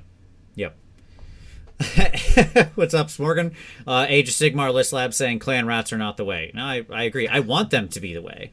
When I saw that we could suddenly take them in 60s, I was all about it. I ran that list so many times and tried to make it work, but goodness sakes. Okay. But here's hoping for the summer of rats. We will rise again. Okay. So, let's take a couple more views on this. This is courtesy of Ziggy, Rob, and the T-Sports Network and the Stats Center, so thank you. All right, let's look at meta versus win percentage. Okay. So this is what's your representation in the meta versus your 4+ wins representation. All right. And then that creates a ratio. Everybody with me? So the first column is how often you appear in the meta. I hate you, Windows, so much. The first one is how often you appear in the meta. The second one is then your how much you 4+. So a 4 win or 5 win would both count in 4+, right? And then that creates a ratio, X to Y. Okay. Seraphon comes in at the top with only a 5.8% meta representation, but 10.5% on the 4+ wins. That's a powerhouse. Slaves to Darkness was a shocker for me coming in next at 1.7. Idneth, that doesn't surprise me at all.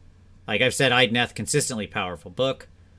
This is just in 3.1, by the way, but Idneth have been very powerful throughout. They've always had some good answers, and they're on a definite upward trajectory. We'll see what the book does. City's coming in at 1.65, and then Stormcast at 1.52. Now, Stormcast's 4+ win percentage is bazonkers at 24.5%. The only thing that's dragging them down is their meta representation is madness. It's 16%. because they're such a popular, easy to get into faction that a lot of people play. That they like. I get it, right? Yeah. So because of that, you've got players of lots of different skill levels and noobs and senior people or experienced people alike, high and low information players, all giving them a shot. So hence they end up with this like very high win percentage, but an even higher proportionally representation. Mm-hmm. All right. Any thoughts on this list, gentlemen? Does anything here surprise you as to like sort of who's coming in at the top versus who's coming in at the bottom? By the way, shout out to Blades of Corn, Bone Splitters, Flesh Eater Courts, Gloomspite Gits, Skaven, and Sylvaneth, none of whom have managed to rack up even one 4+ win yet in the recorded stats. So that's why they have no numbers there. They have the goose egg. Well, Gloomspire won a 5-0 in Dallas, so there's one, I guess. Yes, I just don't think it's in these stats yet. Yeah, they haven't. This doesn't have Lone Star loaded up into it yet. Yeah. That's why, because Lone Star was big, and this got pulled before they got Lone Star updated. So yes, you're right. Gloomspite would show up with one now. I would think Magicans should be higher, based on my experience with that book. Yeah. Do you think it's partially the same thing, that because they've got a new book? Do you think there's maybe, we're going to talk about Nurgle a little bit, but I have some theories on Nurgle. Let's save it. Let's talk about Nurgle more, because I agree. I've got a whole slide dedicated to Nurgle. I agree with you. I think Nurgle's got gas. Well, definitely gas. But, good or bad, but they have gas. Yes. Yeah, as I said, everybody, sorry, this list didn't have Lone Star in it, so that's why that's why Gits are still showing up as 0. So I apologize. Gits should have one entry and be at 0.7% or 0.6 or whatever that would be. Sorry, everybody. Yeah. Okay. I think my favorite of this is the Slaves of Darkness. Yeah. I've played a lot of Chaos Warriors in recent weeks, and that's a unit that I feel has been undervalued as one response of many that are out there to this elite damage meta. You can save stack like crazy. You have the 5-up against mortals. You can reroll hits, wounds. You can put a number of layered buffs on those units, and they can be very difficult to shift. I'm not too surprised by that. I feel like Slaves is a faction that can respond pretty well to this current meta. Yeah. Let's just take a little bit further look back in time. Here's your 3.0 and 3.1 wrapped together. Funny things that happen when you go back here is your new ratio king is Disciples of Tzeentch, who obviously fell off like a cliff. Let's go back here. Yeah. Disciples in just 3.1 are at 0.74, down below 1.0, right? Flipping back here, they were at 1.86. How much does nerfing Archeon? How much of a crutch was Archeon to your army?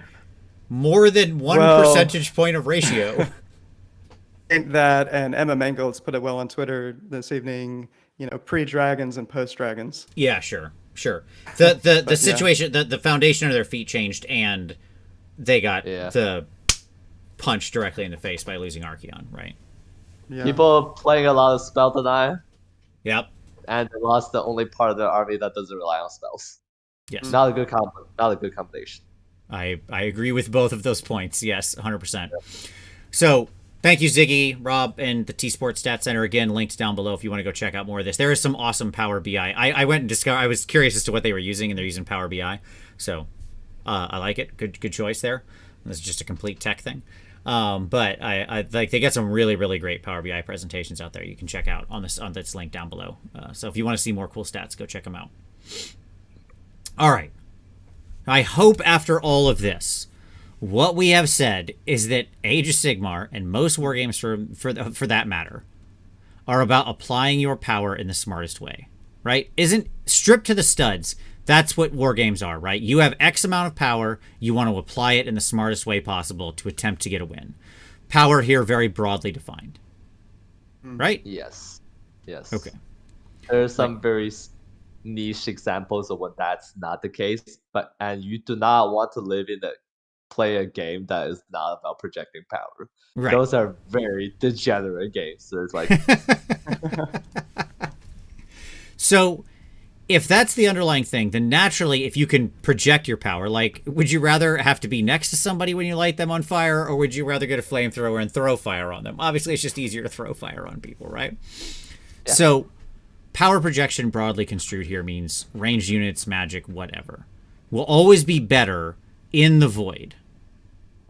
Okay? Mm-hmm. Like, what I'm saying is, all else equal, if I can hit you and do damage, but I have to be within 3 inches of you, or I can do damage to you from 24 inches away, which one's better? Obviously the 24 inches, right? If that's the only variable. That's back when they invented bow and arrow in the human evolution line. That's what they were thinking. Mm-hmm. Mm-hmm. So, in my opinion, we now have a meta where entrance to the top tier is gated by your ability to project power, or ignore it. Like, that is to say, ignore other people's projected power, right? To withstand it, to anvil it, to toughen it out, whatever, right?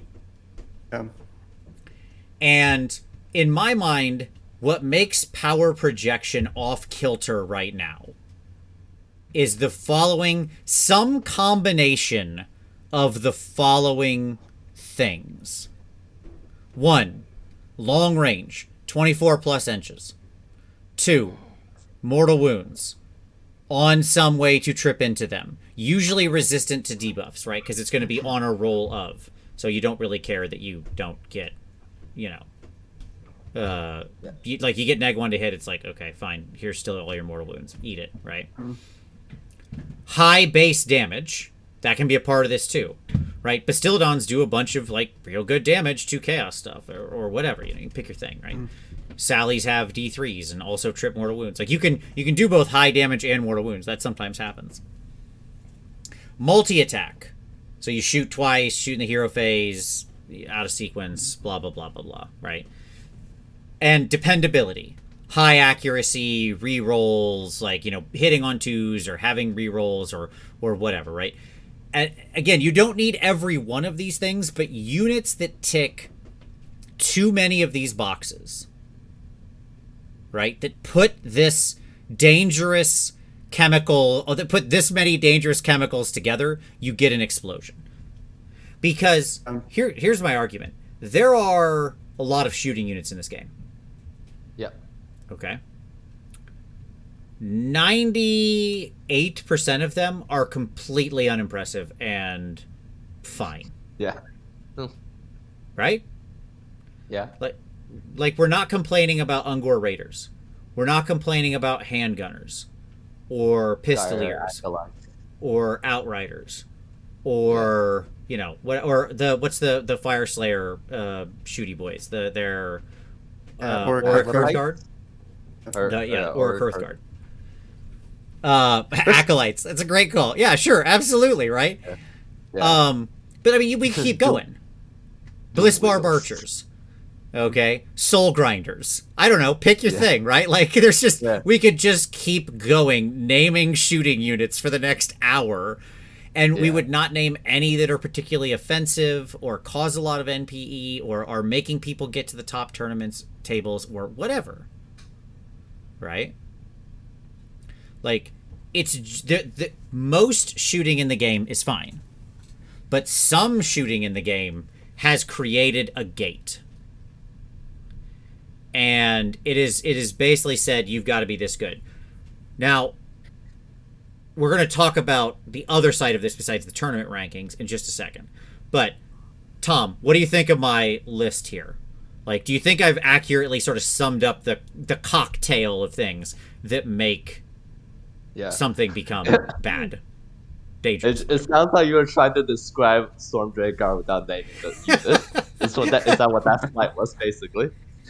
But it makes sense, right? Because if you're playing a range unit as someone who plays tournaments, like, you would definitely just try to find the army / with the best range unit and play those, because they're good because they're better than every other range options you have.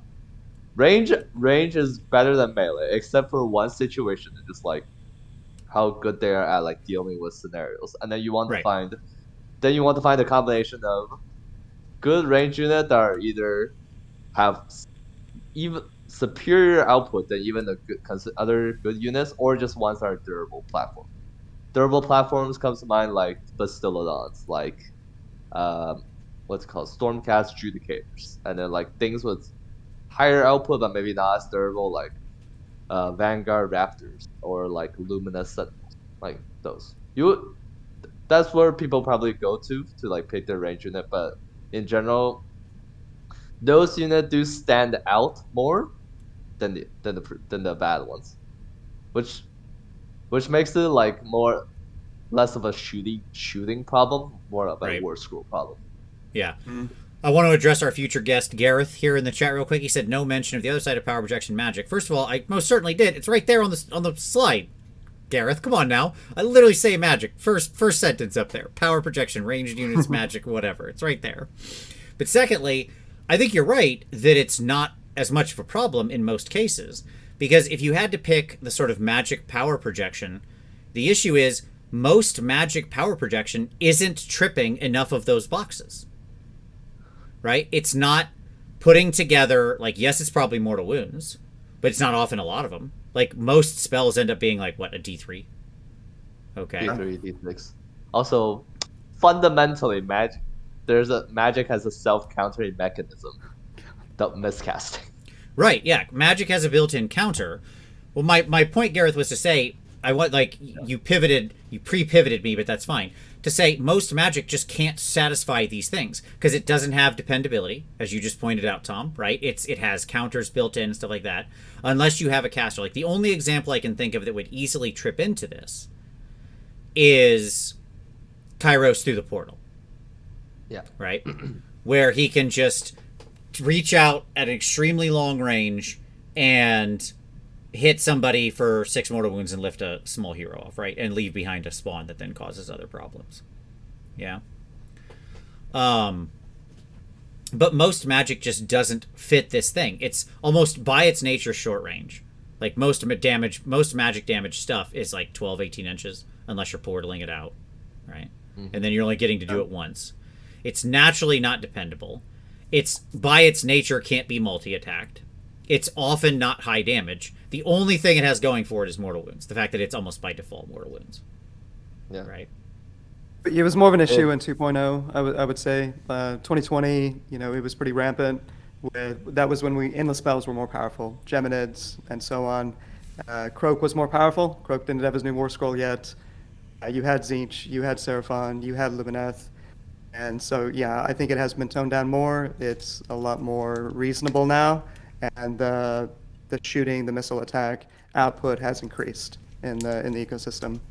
Yeah. One of the best spell in the game currently is Mystic Shield. So. Right. Absolutely. Still remains one of the best spells always.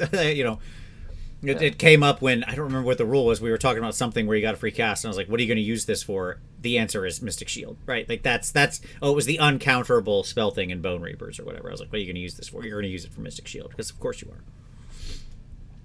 And so, power projection, like, as it is, because that's the broad term I'm lumping it under, most of which fulfills that is shooting. But by the way, yes, we don't have a lot of magic examples right now, but we very easily could. We have in the past, right? It's almost happenstance. We don't have it now, as you mentioned, Tyler, right? And the spells being toned down or something like that, right? There's also, as people are pointed out, which I think is fair, is, it's happening pre-movement. So you often have to be in range from the turn before, where shooting is happening post-movement. So the effective threat range gets modified in some degree, right? Okay. Well, I mean, the way that you have defined it here, like, for example, and maybe it's not necessarily obvious that Living City Fulminators are within, at least certainly how I think about power projection, absolutely within that category.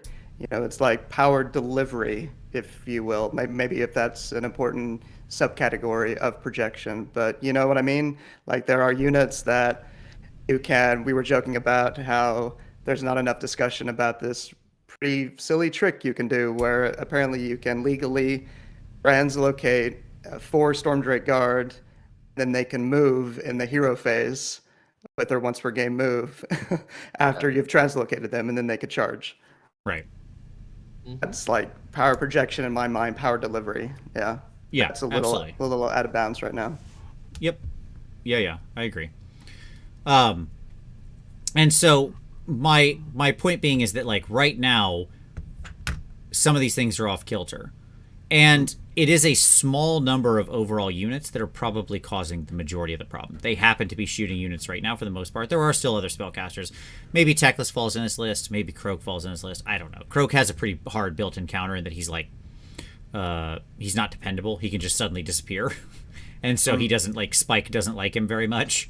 You know, you can just kind of accidentally lose him on a bad roll. But at any rate, most of this is falling into some small cadre of shooting units. Yeah. Yeah. Which would suggest a war score problem.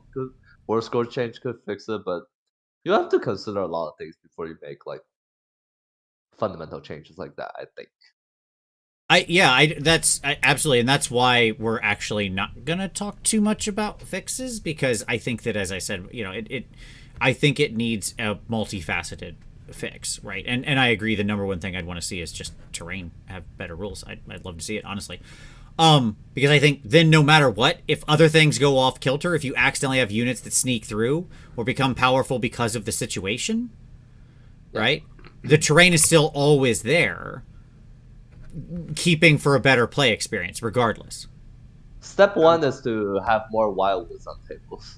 Oh geez, please bury that terrain piece in the desert. I want to bury the Sylvaneth Wildwoods terrain piece right next to wherever they put all the ET cartridges out in the desert. Like, I want to go to the same place, dig a similar pit, and throw them all in. Okay. I get what I mean, obviously, Tom, you're talking kind of like obscuring keyword, you know, is being used in the terrain pack that we've talked a lot about. I'm curious, Tom, what's been your impression of, you've gone to a lot of tournaments, of the AoS tables and terrain? Like, is there very much line of sight blocking? Is there any use of these terrain keywords, like obscuring on things? Yes, but it's different tournament by tournament, so it's not like, it's not consistent. Right. So it's hard to like clump it together. It's it's hard to plan for, right? Because like one example I would say is like garrison. That's it's like a rule in the core rules, like how it works, but it has a lot of loopholes. People don't always enjoy using them, but I assume its intent was to make it better for if you want to like, hey, let's hide. If I want to hide something in a building, that makes it's harder to get to, and then the next turn you can like get out and charge and stuff like that. I assume that was the intent of it, but then it wasn't. It was written poorly, so it's not used a lot, but it is very powerful. So stuff like that. So it's not. It's hard to prepare for. It's hard to, when you go to a tournament, it's hard to plan how you want to use terrain as part of your victory condition, because while it varies different tournament by tournament by tournament. So. Right. No. Yep. Okay. So I want to pause here for a moment and take another tack on this. Now, obviously, we're not going to have a bunch of data slides to back this up, because this is more just talking about the softer side of this, right? So evaluating this from a sort of casual perspective, with these kind of power projecting units that we seem to show as a problem, and they're acting as this gating mechanism and leaping some armies to pretty high power levels. You know, Goonhammer did their big survey. Now, it was mostly on 40K and stuff, and you know, what came out of their survey that was real interesting, we talked about it a little last week, but what was interesting in it was most people who went to Goonhammer went for competitive coverage, but were casual players, identified as casual players first. Vast majority. Okay? Identified as casual players first. And that was sort of backed up by when they said, you know, how many games have you played in the last year? It all grouped around not many, frankly. Right? Yeah. Which, of course, there's probably a reason for that in a lot of geographic locations. Obviously, has been kind of a situation going on in the world. So, but one of the things they pointed out was that sort of wildly imbalanced armies, and they were talking this in terms of 40k. So they were talking about like Admech or Drukhari during sort of the height of their awful power, right? Mm-hmm. If you only played a couple games a year, if you're a casual person, it's entirely possible you didn't play them at all. Yeah. Right? And you just played other mid-tier armies, and to you the game seemed perfectly balanced, and you were having a grand old time. And that's great. Right? Wonderful. That's what we want. But they said there's a dark side to that too. If you only play a couple games, let's imagine you play like a game a quarter. So you play 4 games in a year, which is pretty common spread for a lot of people, especially in these times. Reasonable. If you happen to have, let's say, 2 of those games be against Admech or Drukhari, and you were just bringing some like mid-tier, average army, and you that feels real bad, right? Yeah. And so the same thing I think is true here, right? Like we talked about that dragon list earlier that took second place, right? Yeah. And I can't imagine being like the casual player who gets a game in once a quarter in some way, like maybe at the shop, maybe against a buddy, maybe against a rando. It doesn't matter. But you show up with like your Blades of Corn army that you really like, okay? And you line up against that Stormcast list. And I'm just like, Ooh. Yeah, what do you think this game is like at that moment? Sure. I think it's important that when you play a game of Age of Sigmar, that you both understand that what you're trying to get out of it. Yeah. I think that's very important. Like if you go to a tournament, like anything that is legal, and then people are trying to win, and the intention for people there to go to a tournament, not for everyone, but for some, is to win. So they bring what they could perceive as the best list, what they like to play, how they want to win, stuff like that. When you go to like a local casual, like just a local game to like play like a pickup game, like people have wildly different expectations. Yep. Some people is to put their painted miniature on the table and take pictures. Some people is to like move around, do like cool things. Like if you bought Corandus, the kit is like, oh, I want to cast something. Maybe you bought like a purple sun with it, right? You want to cast cool spells and then do like cool things like that with it. Yeah, sounds awesome, right? Like, yeah, this is my cool, sweet dragon. He casts cool, sweet spells. Yeah, okay. Yeah. And then you can also and then you play the guy that brought I saw this list do well at the most recent tournament on like AoS shorts on this website. Wonder what that's like. If those 2 people play, it's not they're not even playing the same game at that point. Yeah, I mean, I don't think I'm talking around it, Autumn Lotus. I'm straight up saying that's a horrible experience. Like that. It is. I mean, that's like, that's not a thing you should be willingly do. Like, right. Like, and you I just think shouldn't that, do that. Yeah, I think that you're right, that it's like having a good discussion with your opponent about the type of game is often the thing that's said, right? And I agree with it. It's good advice. It's perfectly reasonable advice. There's just one challenge with it. Okay? Yes.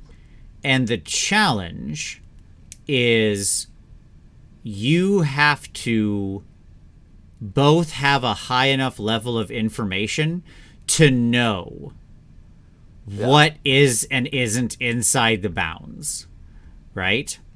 And that can often be the challenge if you're playing, like if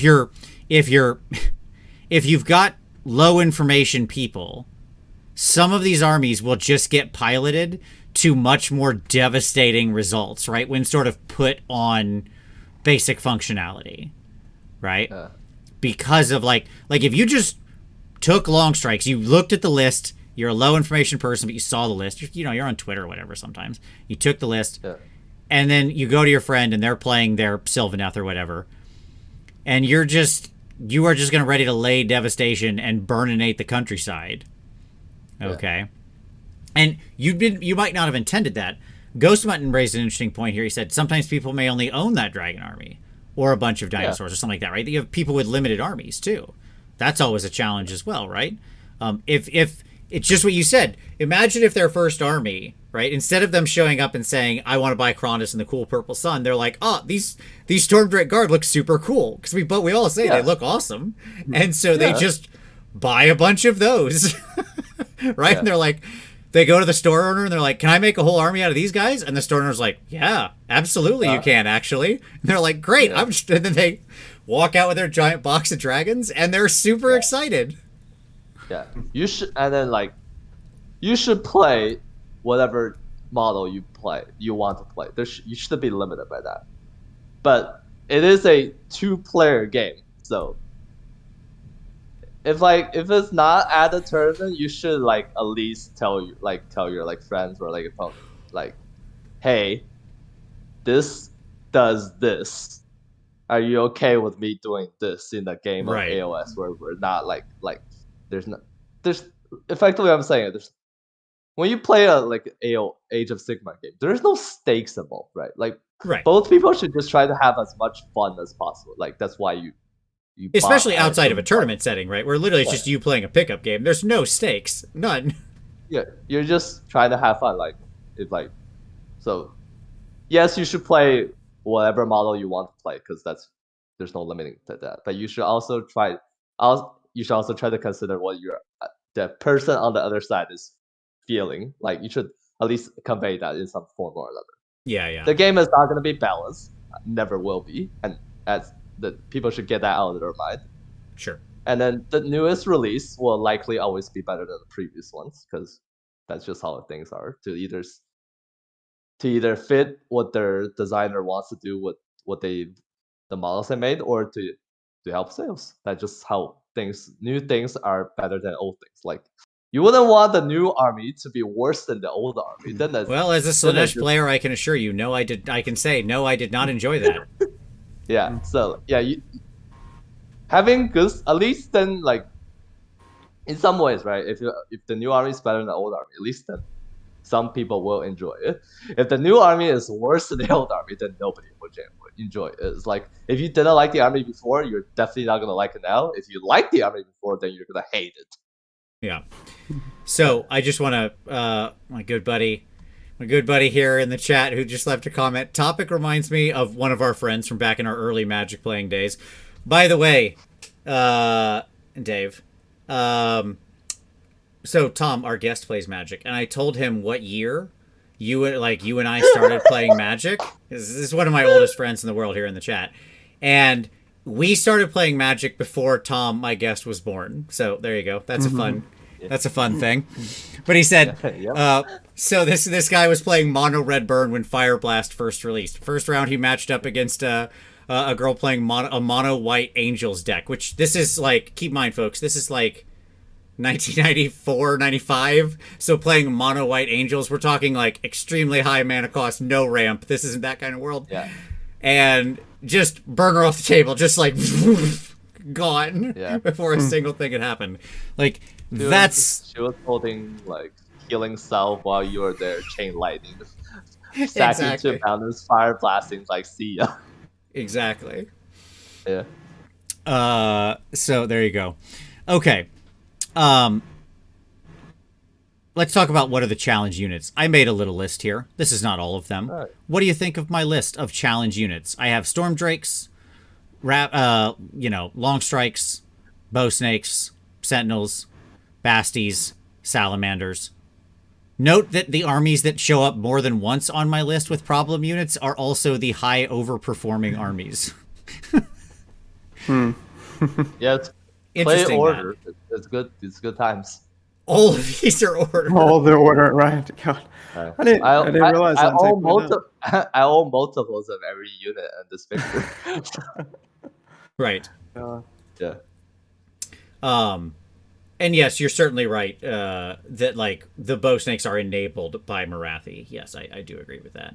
And this isn't meant to be an exhaustive list, by the way. This was just meant to be a little sample. Okay. Yeah. There are lists. I can only fit so many little pictures on a single page, folks. Okay.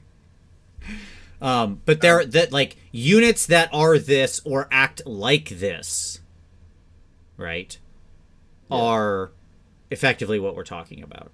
And when you look at these, there's a lot of common traits. it is all those power projection traits I was just talking about, right? It is good platforms for delivery, long range, ability to double tap, mortal wounds, high damage, durability. Salamanders, the ability to play double duty, right? Where they can not only do what they do and have a bunch of ablative wounds in their little skinkerdoos, right? But also then can charge and do a bunch more damage in melee, proccing even more mortal wounds to maybe finish off what they don't want, right? Yeah. And so, like, there's just a set of things that these units tend to act like. Yeah, go ahead. Everything besides salamanders in this picture can shoot twice. In the turn. Salamanders kind of shoot twice because their melee output is the same as their range output. Yeah, that's effectively shooting twice if they're the only unit that charges in. That is the most weird. That's the weirdest thing ever. Yeah. I want to clarify something for Lockjaw because I know it's not what you meant.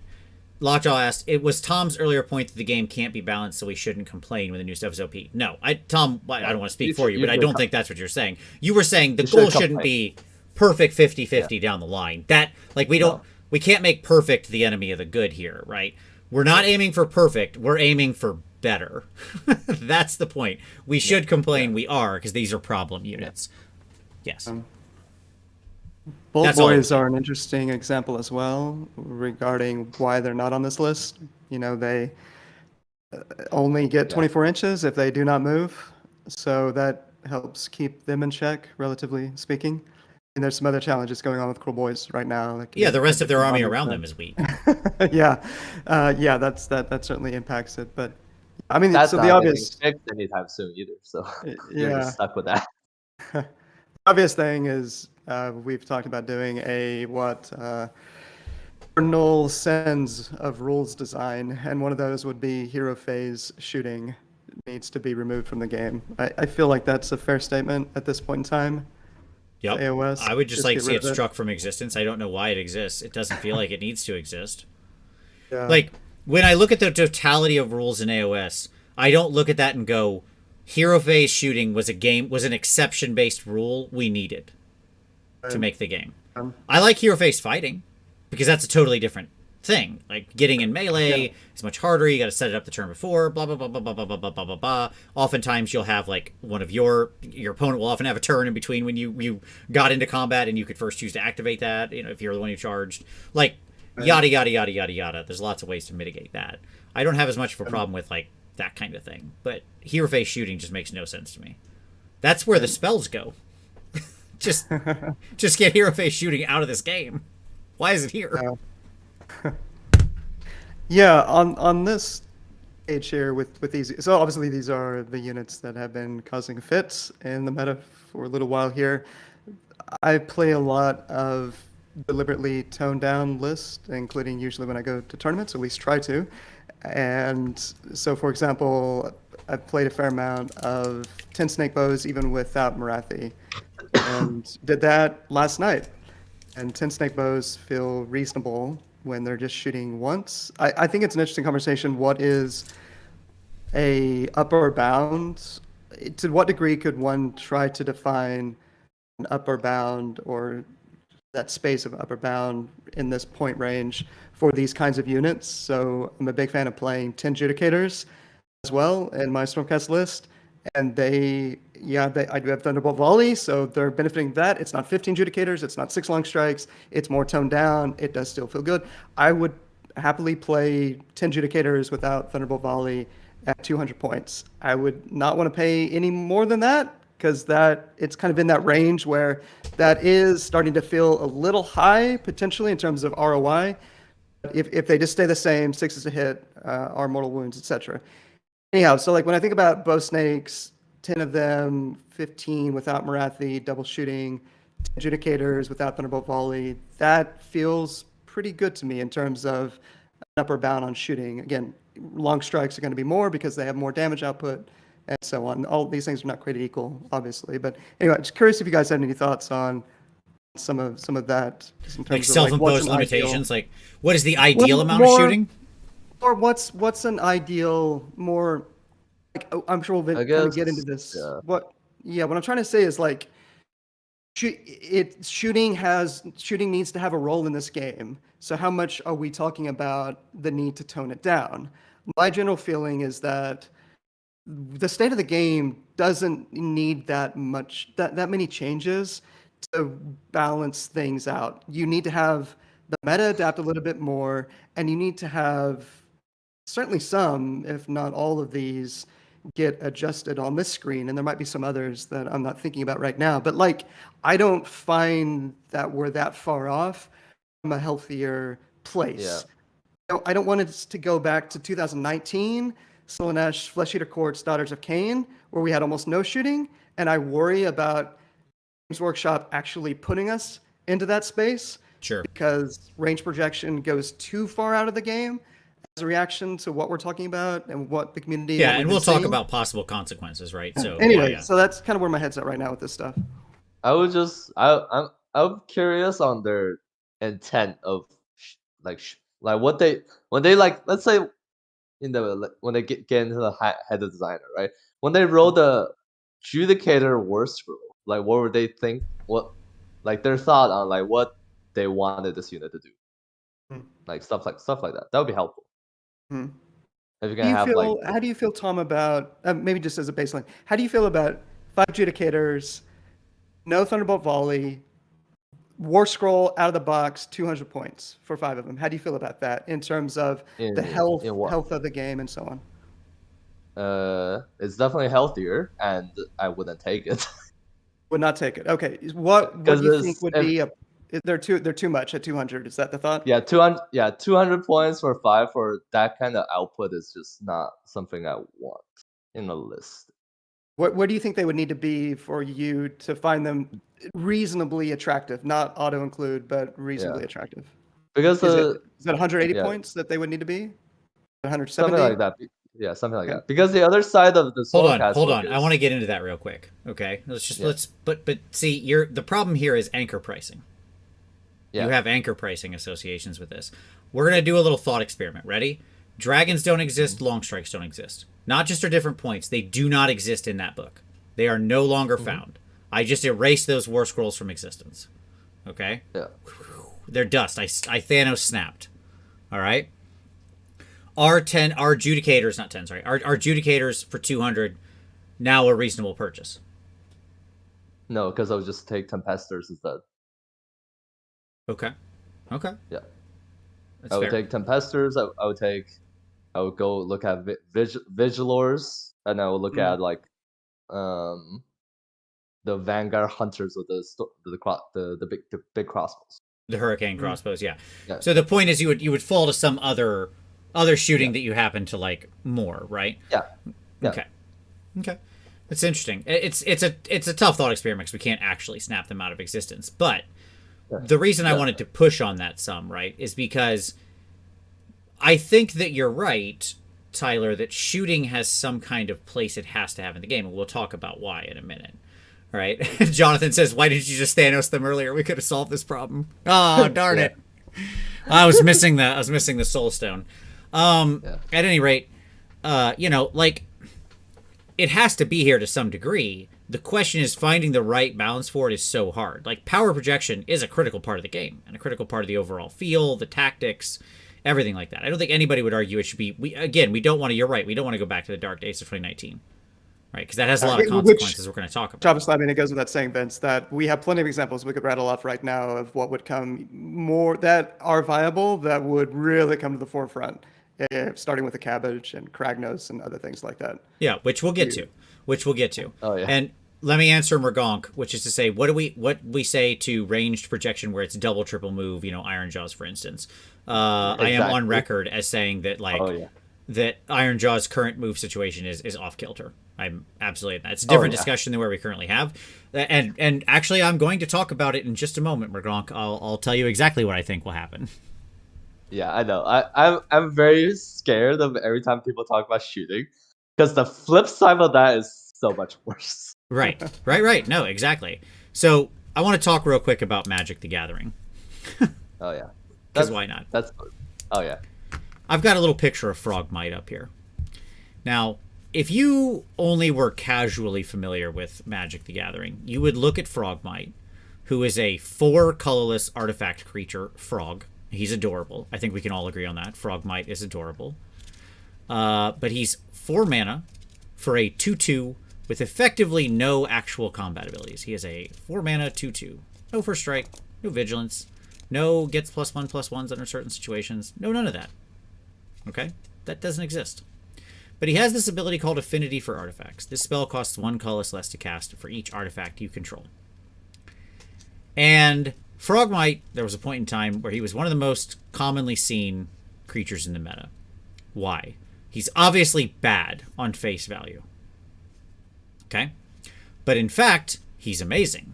Because he could effectively drop for 0. Because you had artifact lands and 0 cast artifacts and 1-drop artifacts. And so you would just like, pop, pop, pop, pop, pop. Boom, free Frogmite. Right? And then out would come the Skull Clamp. Which is the powerhouse that would just send him over him or his buddy or an Ornithopter or whatever else you had to swing into the red zone with, right? And the Skull Clamp. Plating. Yeah, cranial plating. Yes, sorry, that's what I meant. Yeah, sorry. Out would come cranial plating. Thank you. Sorry. Yeah. And sorry, it's been I mixed up my equipment. Yeah. It's been a while since I've buried a lot of bad memories of the Affinity meta. Honestly, like it's traumatic. But at any rate, so yes, out comes the cranial plating, and then it's going to get switched over to whoever needs to, and then whammo blammo, in comes like 1,000,000 damage. Okay? Now, during the time of this little cute, adorable frog being everywhere, there was effectively 2 types of decks. About 80% of the meta was Affinity, and about 20% of the meta was anti-Affinity. Okay? That was it. Yeah. That was what people played. Yep. It crowded out everything else. Now, we aren't that bad. Not even close. Okay? I just want to be super clear. Yeah. But,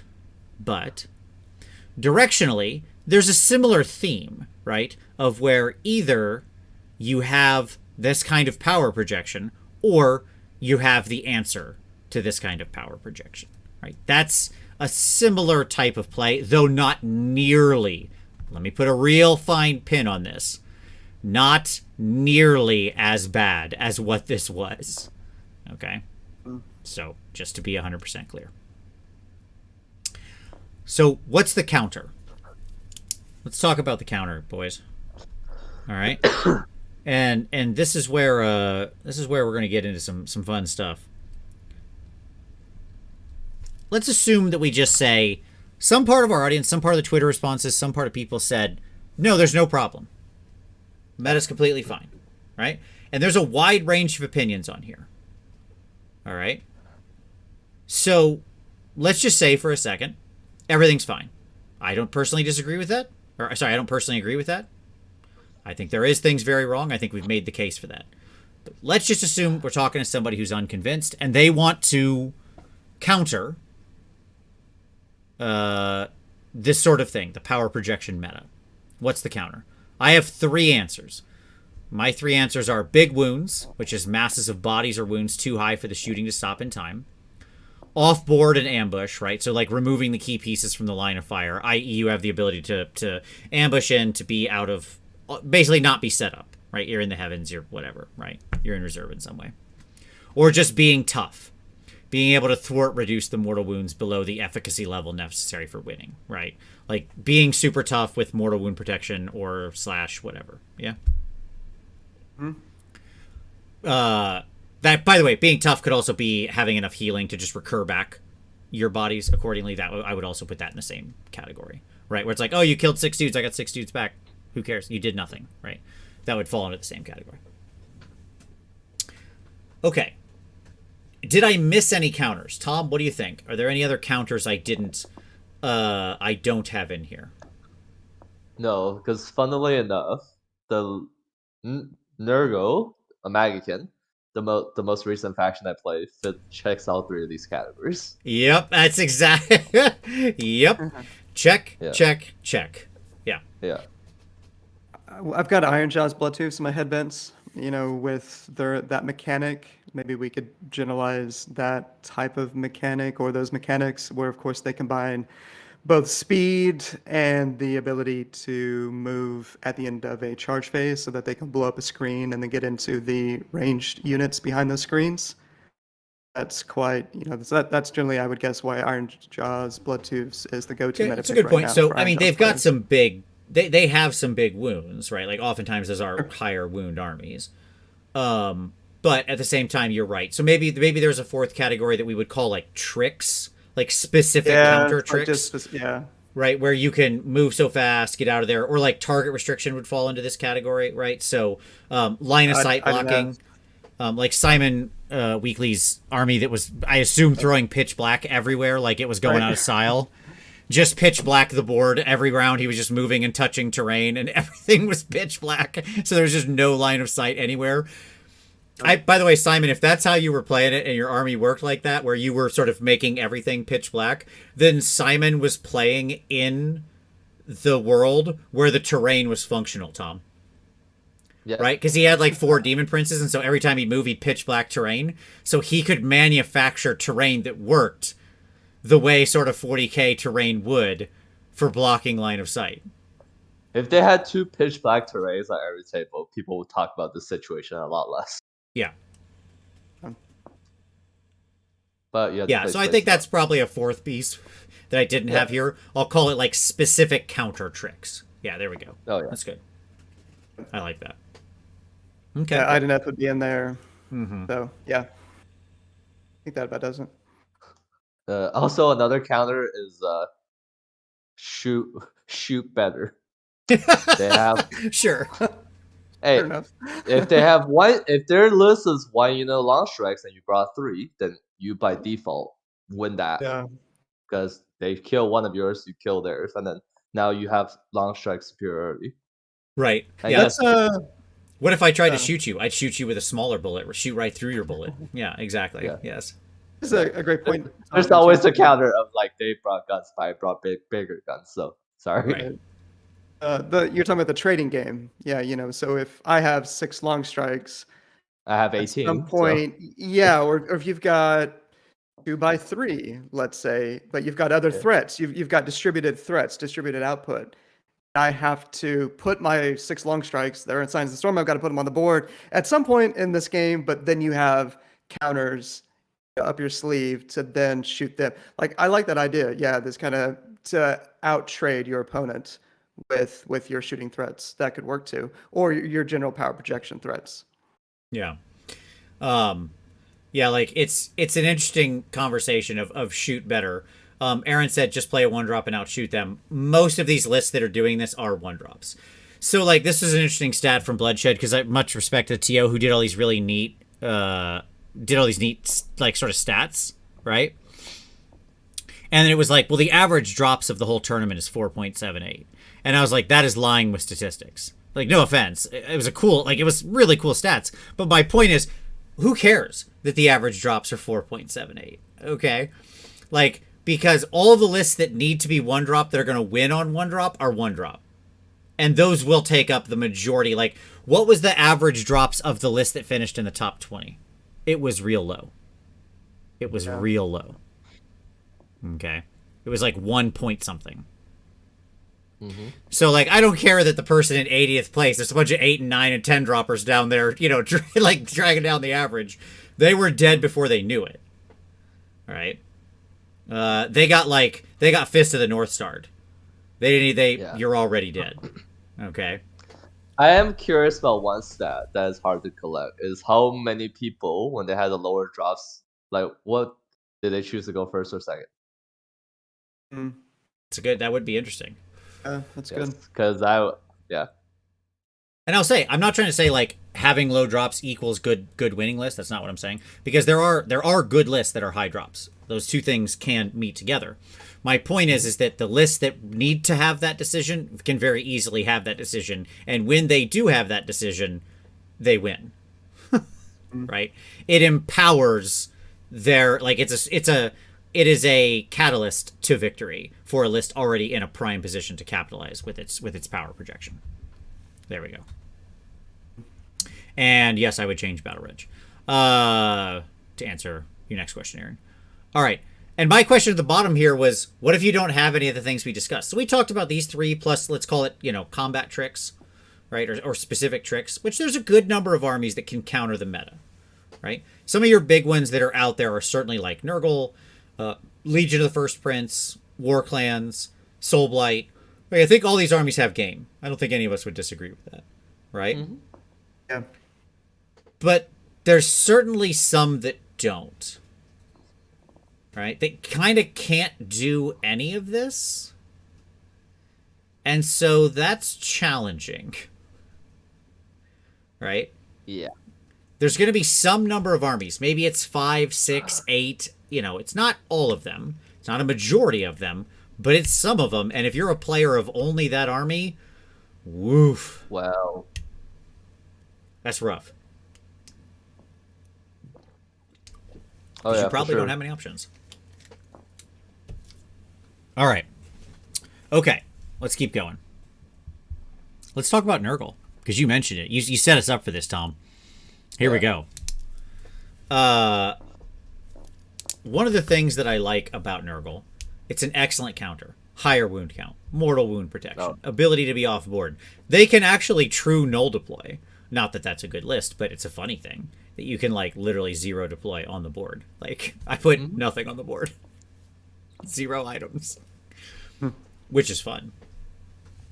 Huey, if you run max Night Runners, you'll make Smorgan very happy. That's what will happen there. And so, the one guy, what faction would you say specifically doesn't tick at least one of these boxes? Sylvaneth, KO, probably Gloomspite without Kragnos or a giant ally. Or participant, I should say. They're not an ally in traditional sense.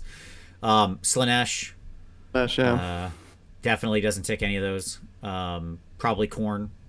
There's a good number. I'm forgetting some, but anybody who in my earlier chart showed up at 0 is going to be an answer there. Yeah. Plus maybe a few more. That is interesting actually. If you think about this in kind of 3 camps, the ones who are causing the issue, the ones who are responding or capable of responding to it, and then the third group that's SOL. Who's just outside the store looking at everybody playing in the bouncy balls, just and just being like, oh, those guys look like they're having fun. It's feeling like that's not the worst summary of the state of win rates in this game across the 25 factions. To look at a little more closely, but anyway, it just kind of comes to mind as we're talking about this, because you're right. A lot of those that are struggling on the bottom end, obviously, Beasts of Chaos are now going to go up. That's going to be hopefully a good thing. Hopefully, not going to be too crazy. More bodies, potentially, or more bodies and/or more MSU and so on. But yeah, anyhow, that's kind of interesting to me. Yep. So then I said, on the other hand, we haven't seen much top table performance from Nurgle, though there's been some. Like I said, they've had pretty decent, but it hasn't been they're not showing up ruling the field. But I suppose that's kind of what you would expect from Counter Affinity, right? Counter Affinity most tournaments were still won by Affinity, but that's just simple numbers, right? 80% of the lists were Affinity, 20% were Counter Affinity. Just raw stats, you would expect that to break out that way. So maybe Nurgle's performing enough, but what are their challenges? Tom, you took Nurgle. Mm-hmm. Do you think there's a production meta challenge here? Do you think there's still some of the tome to unlock? Do you think mobility is a problem for them? Do you think they have a DPS challenge? Or do you think none of those things and it's just time for them to show up and they'll keep they're on an upward trend? No, all those things are challenges and you have to build to try to negate them one way or another. Mm-hmm. We talked about this earlier, right? War Scrolls in general have trended up in terms of damage, except Plague Bears. Those things are 1 attack each, 4s and 3s. Yeah. They're in the list a lot to serve one purpose, to stand around and do nothing. Right.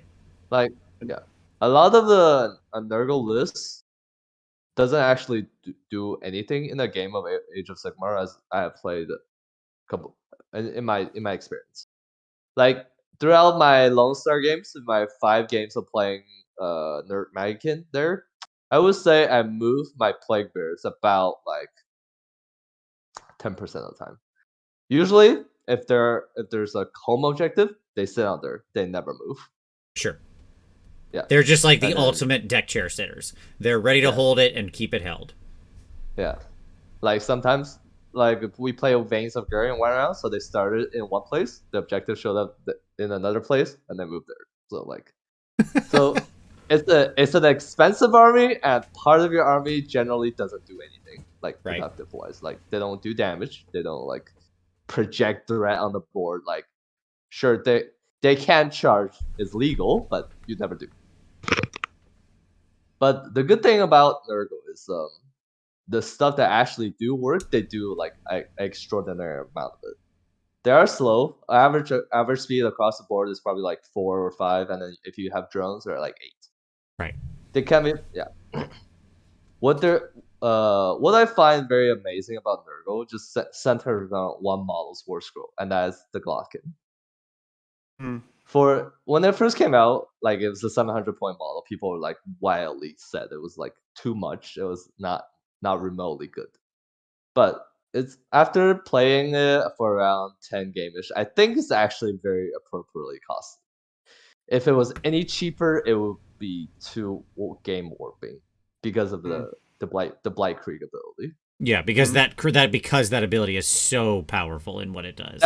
Yeah, like one of the things we talked about earlier is like if we just nerf like we just get rid of shooting, right? Like maybe you should make shooting just like small arms fire.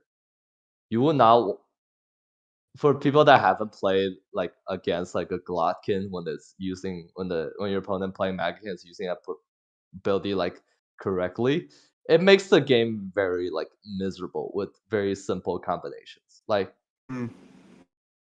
let's say there's some answers to that. Like Kragnos is a very good one because it can stay out of the range of it and then still make charges. Right. But let's say you're a normal unit, right? You have to move within like you want to be like generally around 7 to 6 inches to charge because those are pretty reliable. Sure. A Glotkin and you have like 2 units, it makes it so a charging situation doesn't ever go as you need it to because the Glotkin could just go somewhere else. Right. It effectively just nullifies charges if the Magickin player sets it up right because it's very hard to have multiple threats that can threaten the Glotkin at once, and it can like it can generally dodge the one threat that could threaten it. And like let's say right, a Maw Crusher comes, like a Maw Crusher trying to get into me somehow, like without being close enough to do the Mighty Destroyer charge in the hero phase. Right. You can have a demon unit next to it, Blight Krieg it, and then say no pile in during the combat phase. So now the Maw Crusher kills whatever's cheap demon unit, let's say a 1 Beast of Nurgle, or kill some plague drones. Sure. And then your Glotkin can just punish it and then the Glotkin just keeps wandering around the table. It is a very negative experience if you're not expecting it to do it. If you don't fully understand what Blight Krieg does. Like it's a very game warping ability in the movement phase. Yeah. So yeah. it is good that there's like shooting to threaten it, which is why I incorporated some like outflanking elements in my list. And then so like the Glotkin, that's why I think Nurgle has a very good spot in the meta because solely on that war scroll alone. Blight King's also good because they're like they're 4 wound model with a 4 base armor and a 5 up after save. And then the Glotkin spell can increase its wound threshold from 4 to 5, which makes it really good on an objective situation. Yep. So if you have 10 Blight Kings, if you have to get a spell off, they suddenly go from 11 models on a point to 20. So very hard to remove from the field. Like I don't know if people have thought about it, but like removing 40 wounds of 41 wounds with the 4+ armor and the 5+ after save with access to like core rules ability like rally is almost impossible. Oh yeah, sure. Like, reasonably. Realistically, it's not going to happen through shooting alone, almost ever. Yeah. Ever. And their attack profile is very good at dealing with troops, which is like funny, right? Because like Yeah. one of the answers you could say to Vikings like, well, I would just stack more bodies on a point to try to score it without interacting with it. Well, they have 5 attack each on 3s and 3s, and then run 1/1 damage. Disease mechanic just always good. Like the Nurgle Magic book is built around units staying around and then just applying diseases through either attacks or just hanging out. And then you suffer the regular attacks, relentless assault. So if you have 3 or less wounds, the Viking unit will do extra mortal at the end of the combat phase to you. Yep. And then after that you have disease. So like it just never works out that like whatever you send into Vikings are gonna trade up effectively. Yep. Which is basically the theme of the Nurgle Magic book. It just forces you to never be able to trade up effectively, and then they have and then they can always like do more damage than they look, which is really fun thing to play as a player on tabletop games because it lets you make like a lot of decisions because you generally have a lot of models left throughout. Like your models never gets like alpha off the table, and then you can through like good plays and good positioning, and you can win a lot of matchups that people think are very difficult for you. Yep. But their flaw is also the most like critical thing in the game to be worse at. They're very slow. Right. So if you deploy incorrectly, you will just lose the game because you can't reach because we're fighting over objectives, and if people screen you out correctly and because you didn't deploy correctly, you will just lose, and then there's no recourse for that because there's nothing in the book that fixes mobility for you. Right. Yeah. Yep. Absolutely. No, I think that's a great summary. And Tom, I'm going to pitch a little situation at you here. You ready? Yeah. Okay. Let's imagine the next GHB coming in 4 or 5 months. Okay. Let's imagine we go away from monster focus to like horde focus, where people are incentivized to have lots of like little people running around in some way. Okay. Rats. Sure. To me, that seems like almost a best case scenario for Nurgle, because units like Blight Kings and stuff like that can capitalize so hard on that kind of a situation. I think that's where they're the best. They can chew through those kinds of units just really, really, really hyper efficiently. Yeah, if hordes come back, Magic Kings is very set up for it because Blight Kings are good at dealing with small infantry, but they're not even the best in the book. Plague drones are so good at dealing with those kind of armies. It's insane, basically. Yep, I agree, and I for one welcome our new plague drone overlords. Okay. So let's talk about and that's basically Nurgle. They're a good choice to play if you expect a lot of shooting. I like Stormdrake guards, that kind of setup. They're a good choice, but you have to know how to deploy correctly to play the mission. I would say it's not even the arm. Like your opponent's army is sometimes not even the greatest difficulty in a game of Magic. Is actually just navigating the board, and like you have to plan out how far you can go. Right. Yeah. Right. Yep.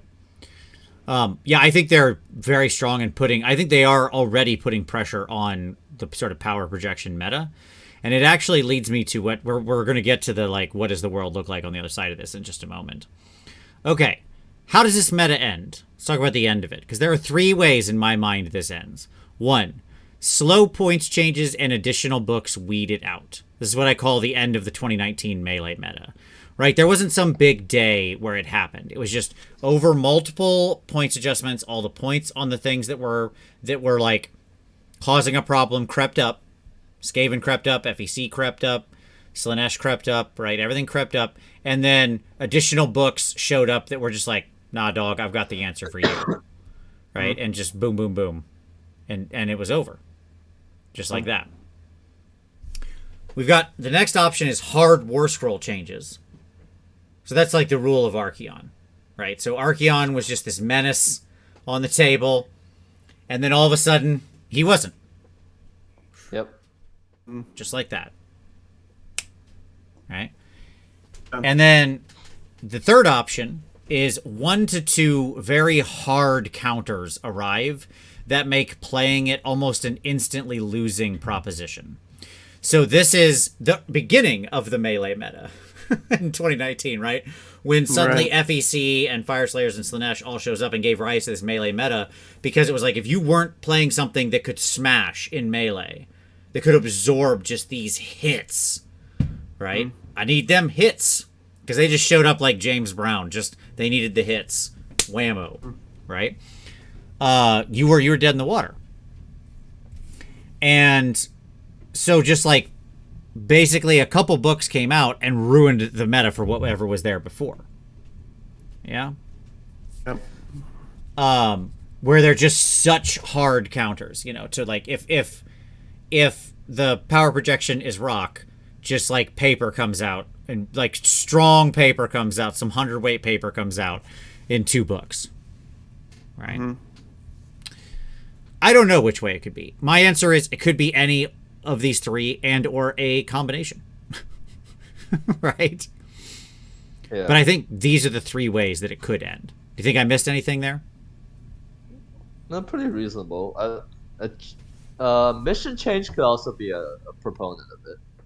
Okay. I would Like- maybe that's lumped under hard war scroll changes, but I should have called it out. You're absolutely right. Like if suddenly there's only center objectives, like there's no more home objective missions, or those are played less, then you suddenly would have to like. It might not be as big a deal as I make it out to be, but I think they would trend down a lot of shooting units, because one of the weaknesses of shooting units is they're generally all terrible in melee, and Sure. it does not stand. Yeah, it does not stand up. Like that's why like usually you declare victory. Like if one of your melee threats sneaks into like a bow snake or a adjudicator line, then it's like done. Right. Yep. Okay. Yeah, scenarios could definitely help, but if I have to guess, it's just like the slow trickle down of like, hey, Deepkin makes the shooting a little worse. Hey, DLK became a more melee army, and then hey, Night Hunts just doesn't care about shooting, and then like whatever the new chaos/order comes. I think that's the most likely case, and then you like put the nail in the coffin and with the GHB change, and then now suddenly there's like some you will see maybe like from 50% of your art list is a deadly shooting threat to maybe like 35 to 25 to 10%. That kind of thing. I think It wouldn't be something like it wouldn't be something like, all right, power of Hish gone from Loot Sentinels, and then like Judicators ran 0 no more. It's probably not something like that. Right. Okay. Let's fix it. Here we go. This is going to be a fun thought experiment. I'm excited for this one. Okay. So let's fix it, and we're going to fix it by waving a magic wand. You ready? Because we're not going to talk about fixes. Because honestly, it could be a million fixes. Could be any of the 3 things we just talked about that end it. Could be anything. I don't care. What we're going to do here for this thought experiment is just assume we fix all units that are currently dominating with power projection in some way. We're going to wave a little magic wand, and suddenly some mix of rules, war scroll changes, points, new scenarios, counter armies, new books, whatever, I don't care. Some magic mix of all of that makes this go away. It's just they're not the de facto choice and are not seen as much. Okay? That's our starting assumption. It has been fixed. What happens next? Let's strap on the tinfoil hats. This is what we've been hinting at the whole time, right? What happens next? And my argument is it's not like suddenly the world becomes a perfect place. Oh no. Sure. You actually brought up a really good like example of it, like with it's like an ecosystem. Yes. So currently, let's say the shooty things are like the bird in like in the AoS ecosystem, and Sure. it's keeping the rats down. Yep, sure. We got these hawks If out you- there hunting the little rats. Yep. Yeah. If you take the hawks out, then rats will become a really big problem. Right. Yeah. And so it's exactly right. So here's my guess, and we'll see what. Here's my 3 potential futures. And by the way, these aren't mutually exclusive, to be clear, because these could all happen at these could all come true, right? Or only one of them could come true. All right. Mass bodies, high wounds becomes a stronger play than it already is, having a natural affinity to the key objective control. Okay. This gets especially true as I've mentioned, if the next GHB in any way incentivizes this type of play instead of monsters. Like if we get a GHB that's a horde in center or a mass bodies in center, okay, boy oh boy,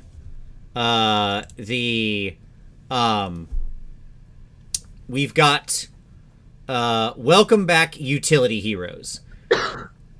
You know, they're already, they never really went away. Much like LL Cool J, they're not calling it a comeback, okay? But basically, other shooting beyond what we've discussed is already ineffective, with most larger shooting units in the game unable to kill a 5 or 6 wound hero with a decent save. Like if you run the numbers on most shooting units in the game that aren't these outliers, they fail to even put down a 5 wound hero in a single round of shooting. Okay? Yeah. And so, that gets, like... that gets back to my question about... I mean, I don't... This is already a long show. We don't really have time to... But more discussion sometime about sort of this space of the ideal when it comes to shooting units. And, you know, I gave the example of Judicators and Snake Bows because we talk all the time about... You know, our Judicators, 15 of them are amazing with Thunderbolt Volley, blah, blah, blah. Snake Bows, double tapping, amazing. And yet, you take that stuff away, you look at them, Tom said himself, he doesn't think Judicators at 200 points is worth it. I play a lot of Judicators, 10 of them, they feel about right to me. Anyhow, I find that really interesting, you know, in terms of that balance, Vince. Yeah, sure. But that's another conversation for a later time. No, but that's my point, right? Like if you suddenly, like if those utility heroes can run unchecked, if they can't be removed in any reasonable way, right? Then all of a sudden what becomes like utility heroes alone aren't the thing. It's that suddenly buffs, synergy, Death Stars, all of that comes back into play in a big way. Right. So that becomes like when I think about paying, how much are Tempesters, Tom? 220 right now? Mm-hmm. 220, right. So 440 points for Tempesters that you can Signs of the Storm. I think they got a 12-inch range. That gives you, which could be zoned out, like Sally's can be zoned out, but that gives you some threat to deal with utility heroes. 10 Judicators at 400 points, or maybe 180 each, 360 points.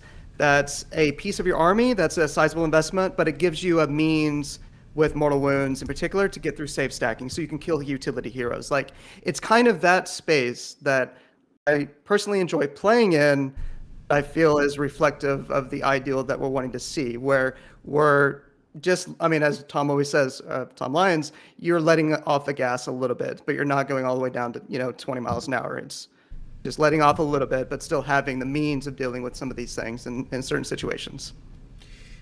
Yeah. I mean, the final thing here, my final item on the list is some powerful single monster types that have been held in check can now rule. Like the alpha predators have had to very carefully hide amongst the bushes, right? For fear of being shot down. Okay? Mm-hmm. But in a world where suddenly that shooting disappears, the mega boss on Maw Crusher, Kragnos, Karazai, people who right now are held back by the fact that basically they don't have much in the way of mortal wound protection, that their wound to point ratio is like way off kilter compared to a horde unit, something like that, right? Like, I mean, obviously you're getting 18 or 20 wounds for often 400, 500, 600 points. Okay. Oh, a perfect example of that model is the Terrorgeist. Sure, absolutely, right? Like your kumquat, right? Like your Ghoul King on Zombie Dragon or something like that. Like whatever, pick your thing. Yeah. Right. If the powerful, tell me why the Harrower. I'm interested in why. If the shooting goes away, right? One of the potential worlds. Again, I'm not saying these are definites. I'm saying one of the potential worlds we can live in is that suddenly these alpha predators come out in mass and become a dominant force. So Vince, we talked a little bit about this. Oh, go ahead, Tom. And these are not like negative. It just could be a potential. Like none of these Yeah. are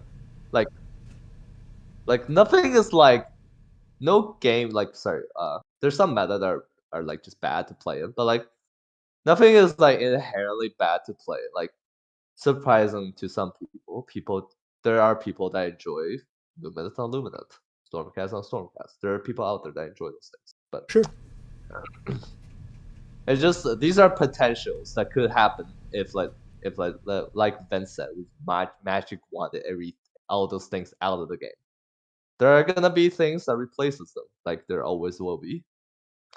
Like common questions like, well, if the longest all those are gone, then you could look into, well, these melee threats that threat really long, but only didn't get see as much play because there are shooting threats that threaten these things.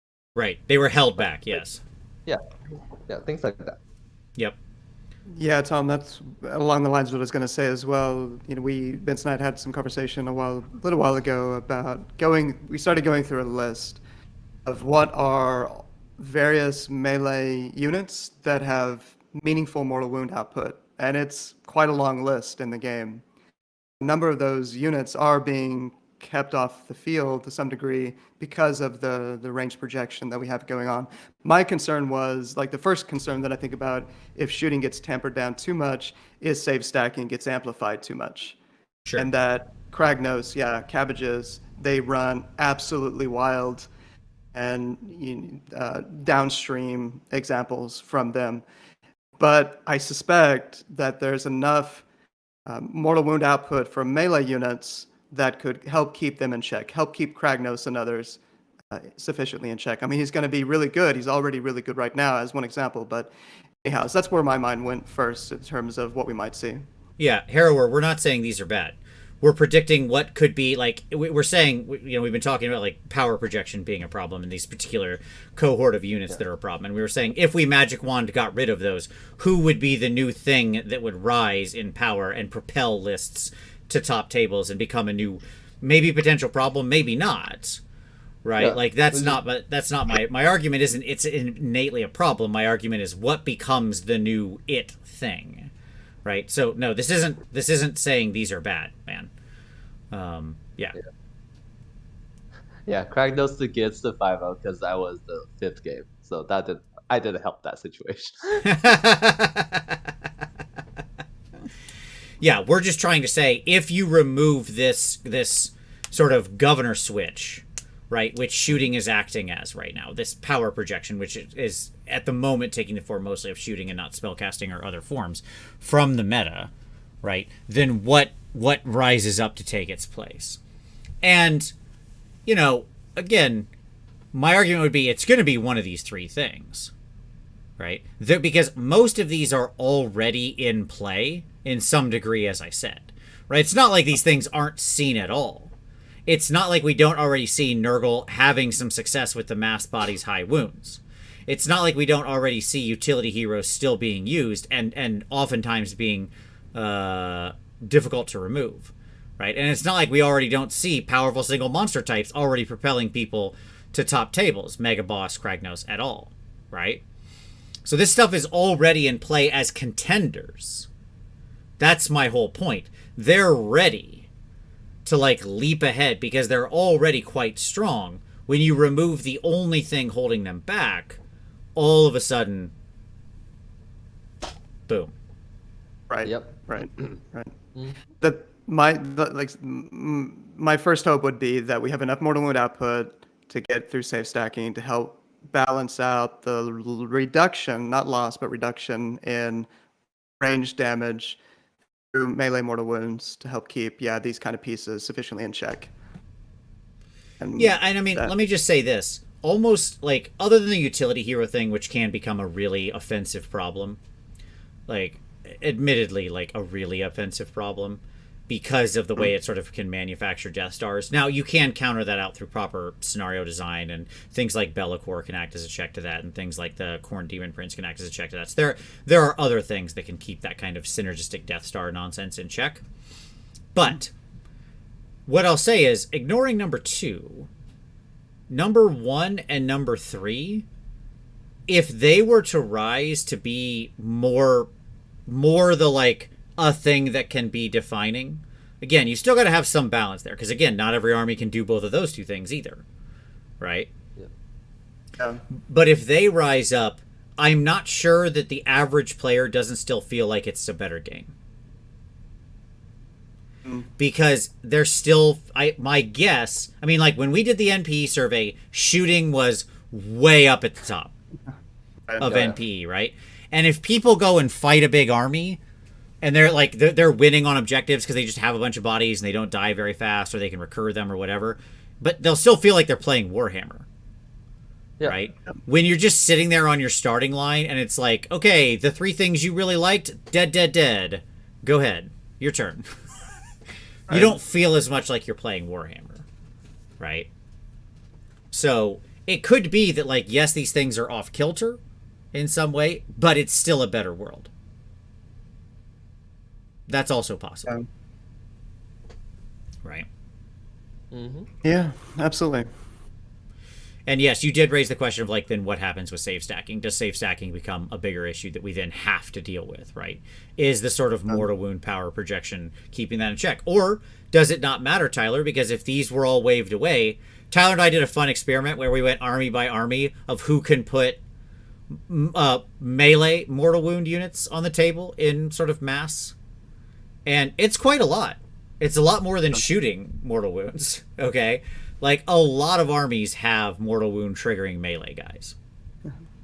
I will also say that Dragon Ogre spam with the new beast with the new Hearthstone will be hilarious. Sure. Yeah, sure. Absolutely. Yeah. You just like does like the beast's new ability to just like to hit insane rend numbers, right? Yeah. Actually also like stop that from becoming a problem. Does the combination of sort of mortal wounds and the higher rend that's in the meta stop the save stacking from ever really manifesting or metastasizing into a true problem?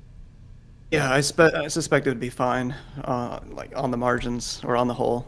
Yeah, it would be kept in check because it's a long list. But again, a lot of it's just not seeing sufficient play right now. Like, I've been playing a ton of 10 Protectors. You put Unleash Thy Hatred on 10 Protectors, 8 Star Soul attacks, or Star Soul Maces. I mean, it's going to blow up a lot of things. With 36 dice on top of that, -2 rend. But very few people are playing 10 Protectors, which is insanity to me. I get why, because again, range projection, dragons, long strikes, etc.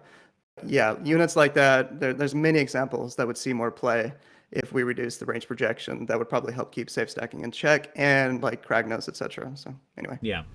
Yeah, my feeling is people would still feel like there's interactivity happening here, right? And when we asked people to define NPE in the NPE survey, 72% of the people said when they don't feel like there's interactivity in the decisions being made, right? And you mentioned, Tom, one of the things that you really love about 3.0, and I think a lot of people do, is that the game feels very interactive, right? That you're getting to make decisions in response to their actions, right? Yeah. Uh-huh. And I think things that reduce that just naturally make people feel like they're not playing Warhammer. Oh, yeah. Yeah. I mean, yeah. I might be in the minority, but kind of like the priority. It's it leads to very. Oh, you're not in the minority. No, I'm with you 100%. It leads to very interesting decision making during the turns. 100%. Now how first turns determined, I could use some work maybe, but yeah, especially maybe Battle Reg. Yeah, I will say though, on the Battle Reg point,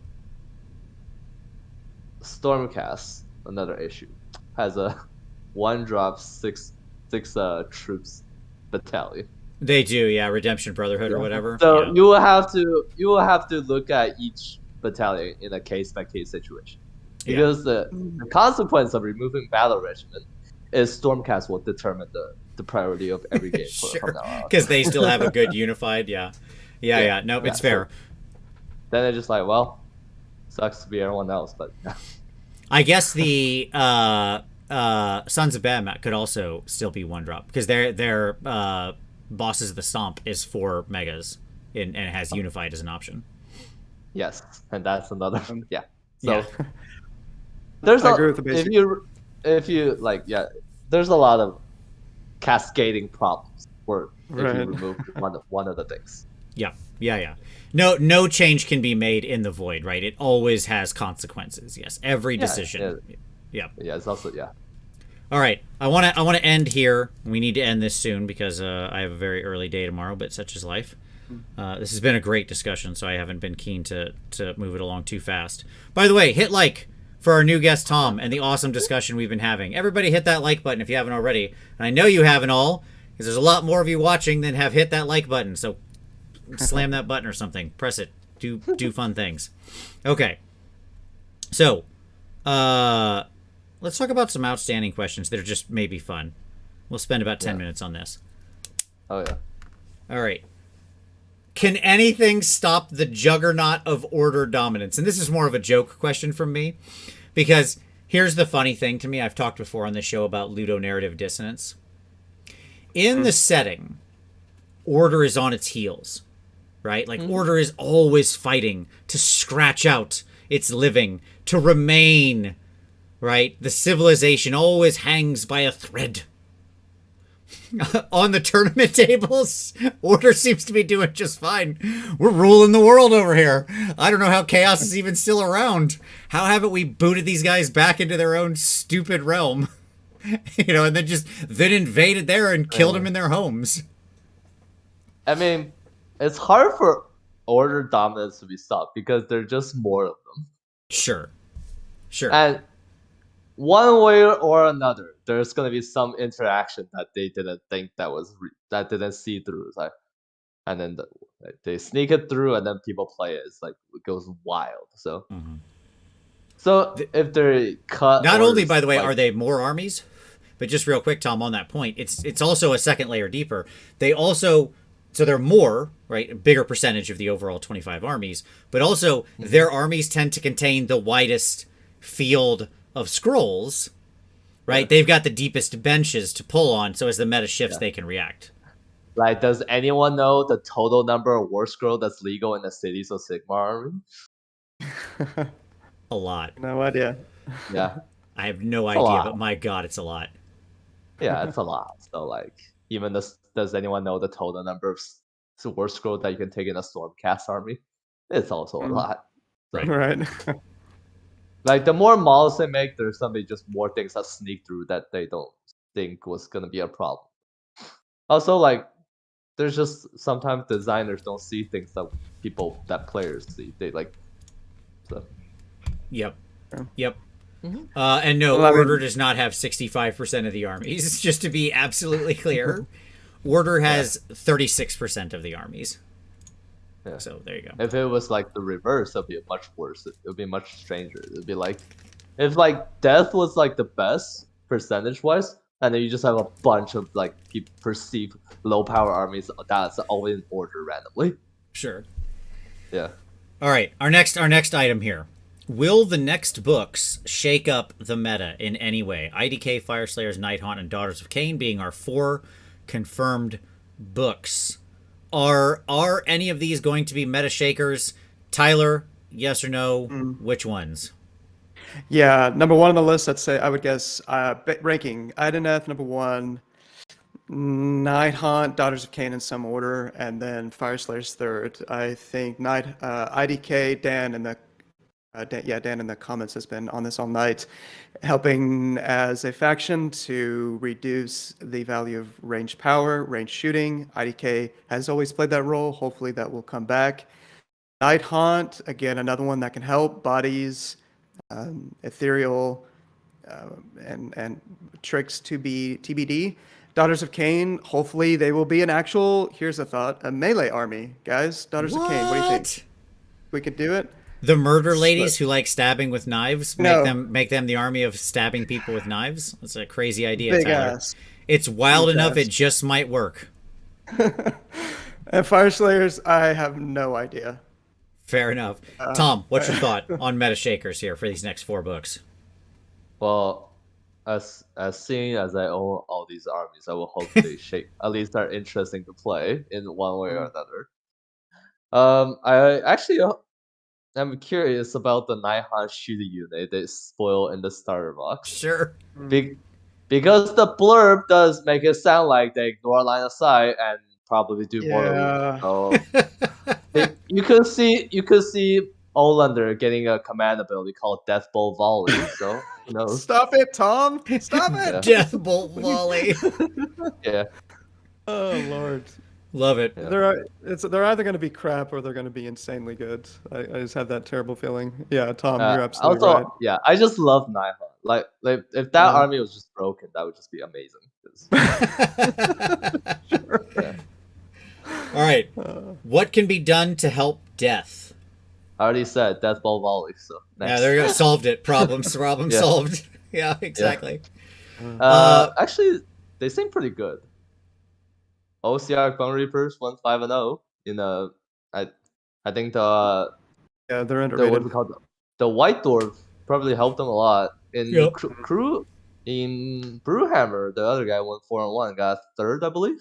Yep. Yep. So Mm. that is, I think, good. You do know that there are more armies in Death than just OBR, though, right? Yes. Yeah. Soulblight pretty good. Other Yeah, two that's could fine. use some more. Yeah. Yeah, I mean, I mean, my Flesh answer Eater- is yeah. I think Flesh Eaters are the low man on the totem pole right now because Nighthaunt will hopefully get some love in their book. Soulblight, I think, are certainly planned to have come to play and have game. And I think you're right that OBR, the Tome Celestial or whatever, certainly helped them, a decent amount. So it probably just means like sorry Flesh Eaters, I guess, for a while. Well, And I guess if they want, what can be done to help Death? If they make the bravery mechanic slightly more relevant, it would be cool for Death. There you go. Because one way or That's another, an interesting it's meta bad, point. but- Yeah, I like that. Yeah. They do play in that space a lot, and it's like the worst space to play in. Yeah. yeah. It's never been. It's either ridiculously stupid, like Warhammer Fantasy, like one guy, a banshee showed up, and my army of goblins fled off the table, Right. or like this, nothing really happens. Like you might kill one or two guys here and there, but that'd be it, really. Yeah, I mean, right now their bravery, manipulation, and attacking is the equivalent of like banding in early Magic. So that would be my comparison. There we go. Yeah. Flesh Eaters, they strike me as very high on the totem of obviously who will be benefited by toning down a little bit of the range power in the game, the range shooting. And that kind of goes without saying. I played some great Death players in 3.0, or Flesh Eater Courts players. Yeah, they still have some tools. They're just being hurt a lot right now by the range damage that's just blowing them off the board too quickly.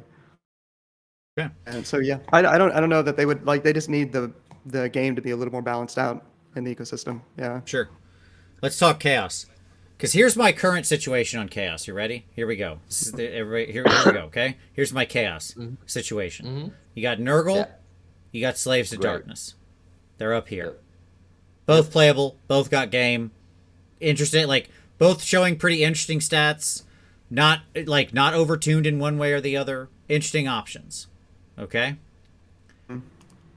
We've got BOC, which is like floating in some kind of weird liminal space of we all think that it's going to be cool because of the high rend, but we don't really know yet or have any results. So, and it's still an army that's very susceptible to actually blowing up. It is an army where bravery matters, ironically. So like let's just say they're like in an electron cloud of quality. We can't know where they are yet.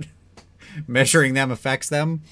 And then down here we have Slanesh, Skaven, Khorne, Tzeentch. Tzeentch is in the bottom one. Tzeentch is probably the top of the bottom, but even they've fallen far, right? Look at how much of chaos is down in like the bottom of the poor performers. Look at how much chaos hasn't even brought home like a top result, a 4+ result. Yeah. They are in a rough spot. Tzeentch just got punished for Archeon sins. So Sure. we kind of, so that's gonna there either needs to be someone that just goes deep into the book to figure out something else that works, or something else to update, or update for them. Hedonites are just hard to play.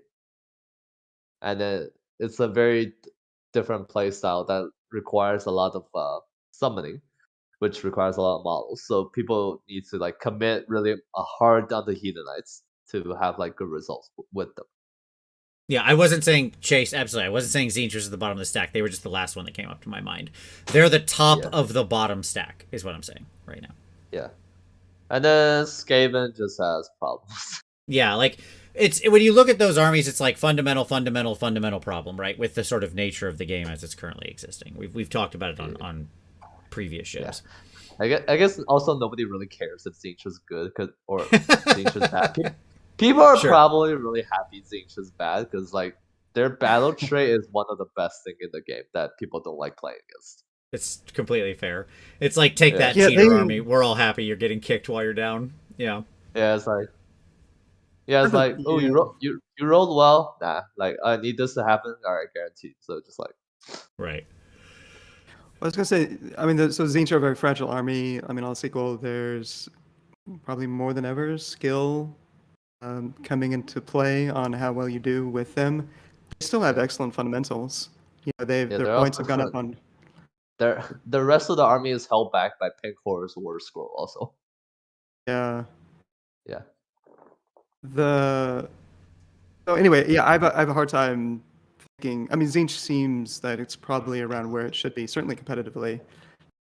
I would expect good players who are familiar with Zinch to do well with them. Plenty of 4-1s, even if we haven't seen it too much in the early data on 3.1 right now. The Beast of Chaos seem to me like they are pretty obviously going to be quite strong. That's another conversation where we could do a show on them, Vince, with somebody who's been playing them already.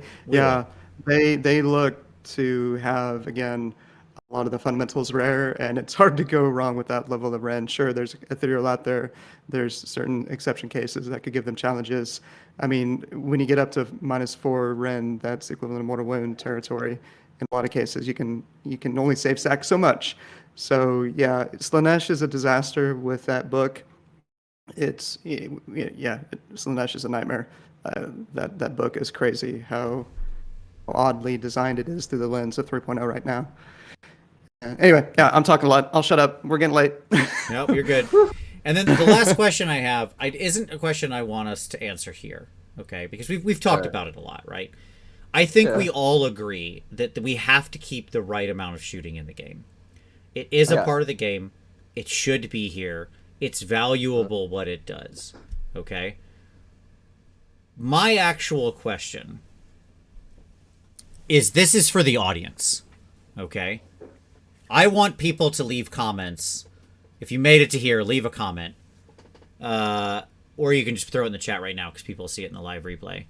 But that is, what's the right amount of shooting in the game? How do we keep that in there, right? To you, what is the correct amount of shooting in the game? Okay? That's the question I want to leave everybody on. Because my answer ultimately is, it's off kilter right now. We have some number of units, especially clumped around order in the various order armies, that have way too much power projection. And they're gating and setting, they're warping the meta. They're not breaking it, but they're warping it.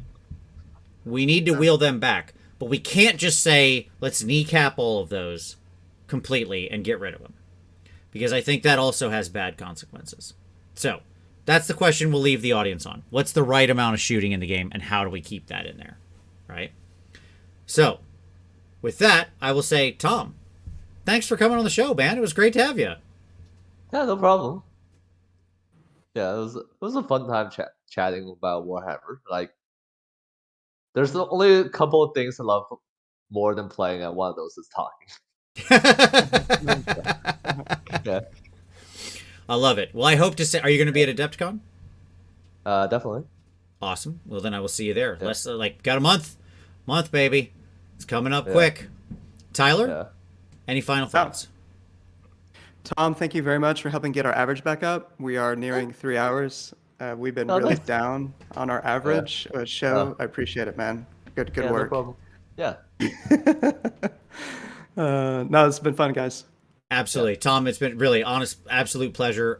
Very much love to have you on again in the future. Yeah. For all of you for out sure. there who watched, thank you so much. Hit that like button, hit subscribe, do all the fun things with buttons, be a cool kid. It helps other people find the show, and it costs you like nothing other than slightly moving your mouse or your finger. So thank you so much, everybody, for watching. We really appreciate it. As always, we'll see you next Wednesday.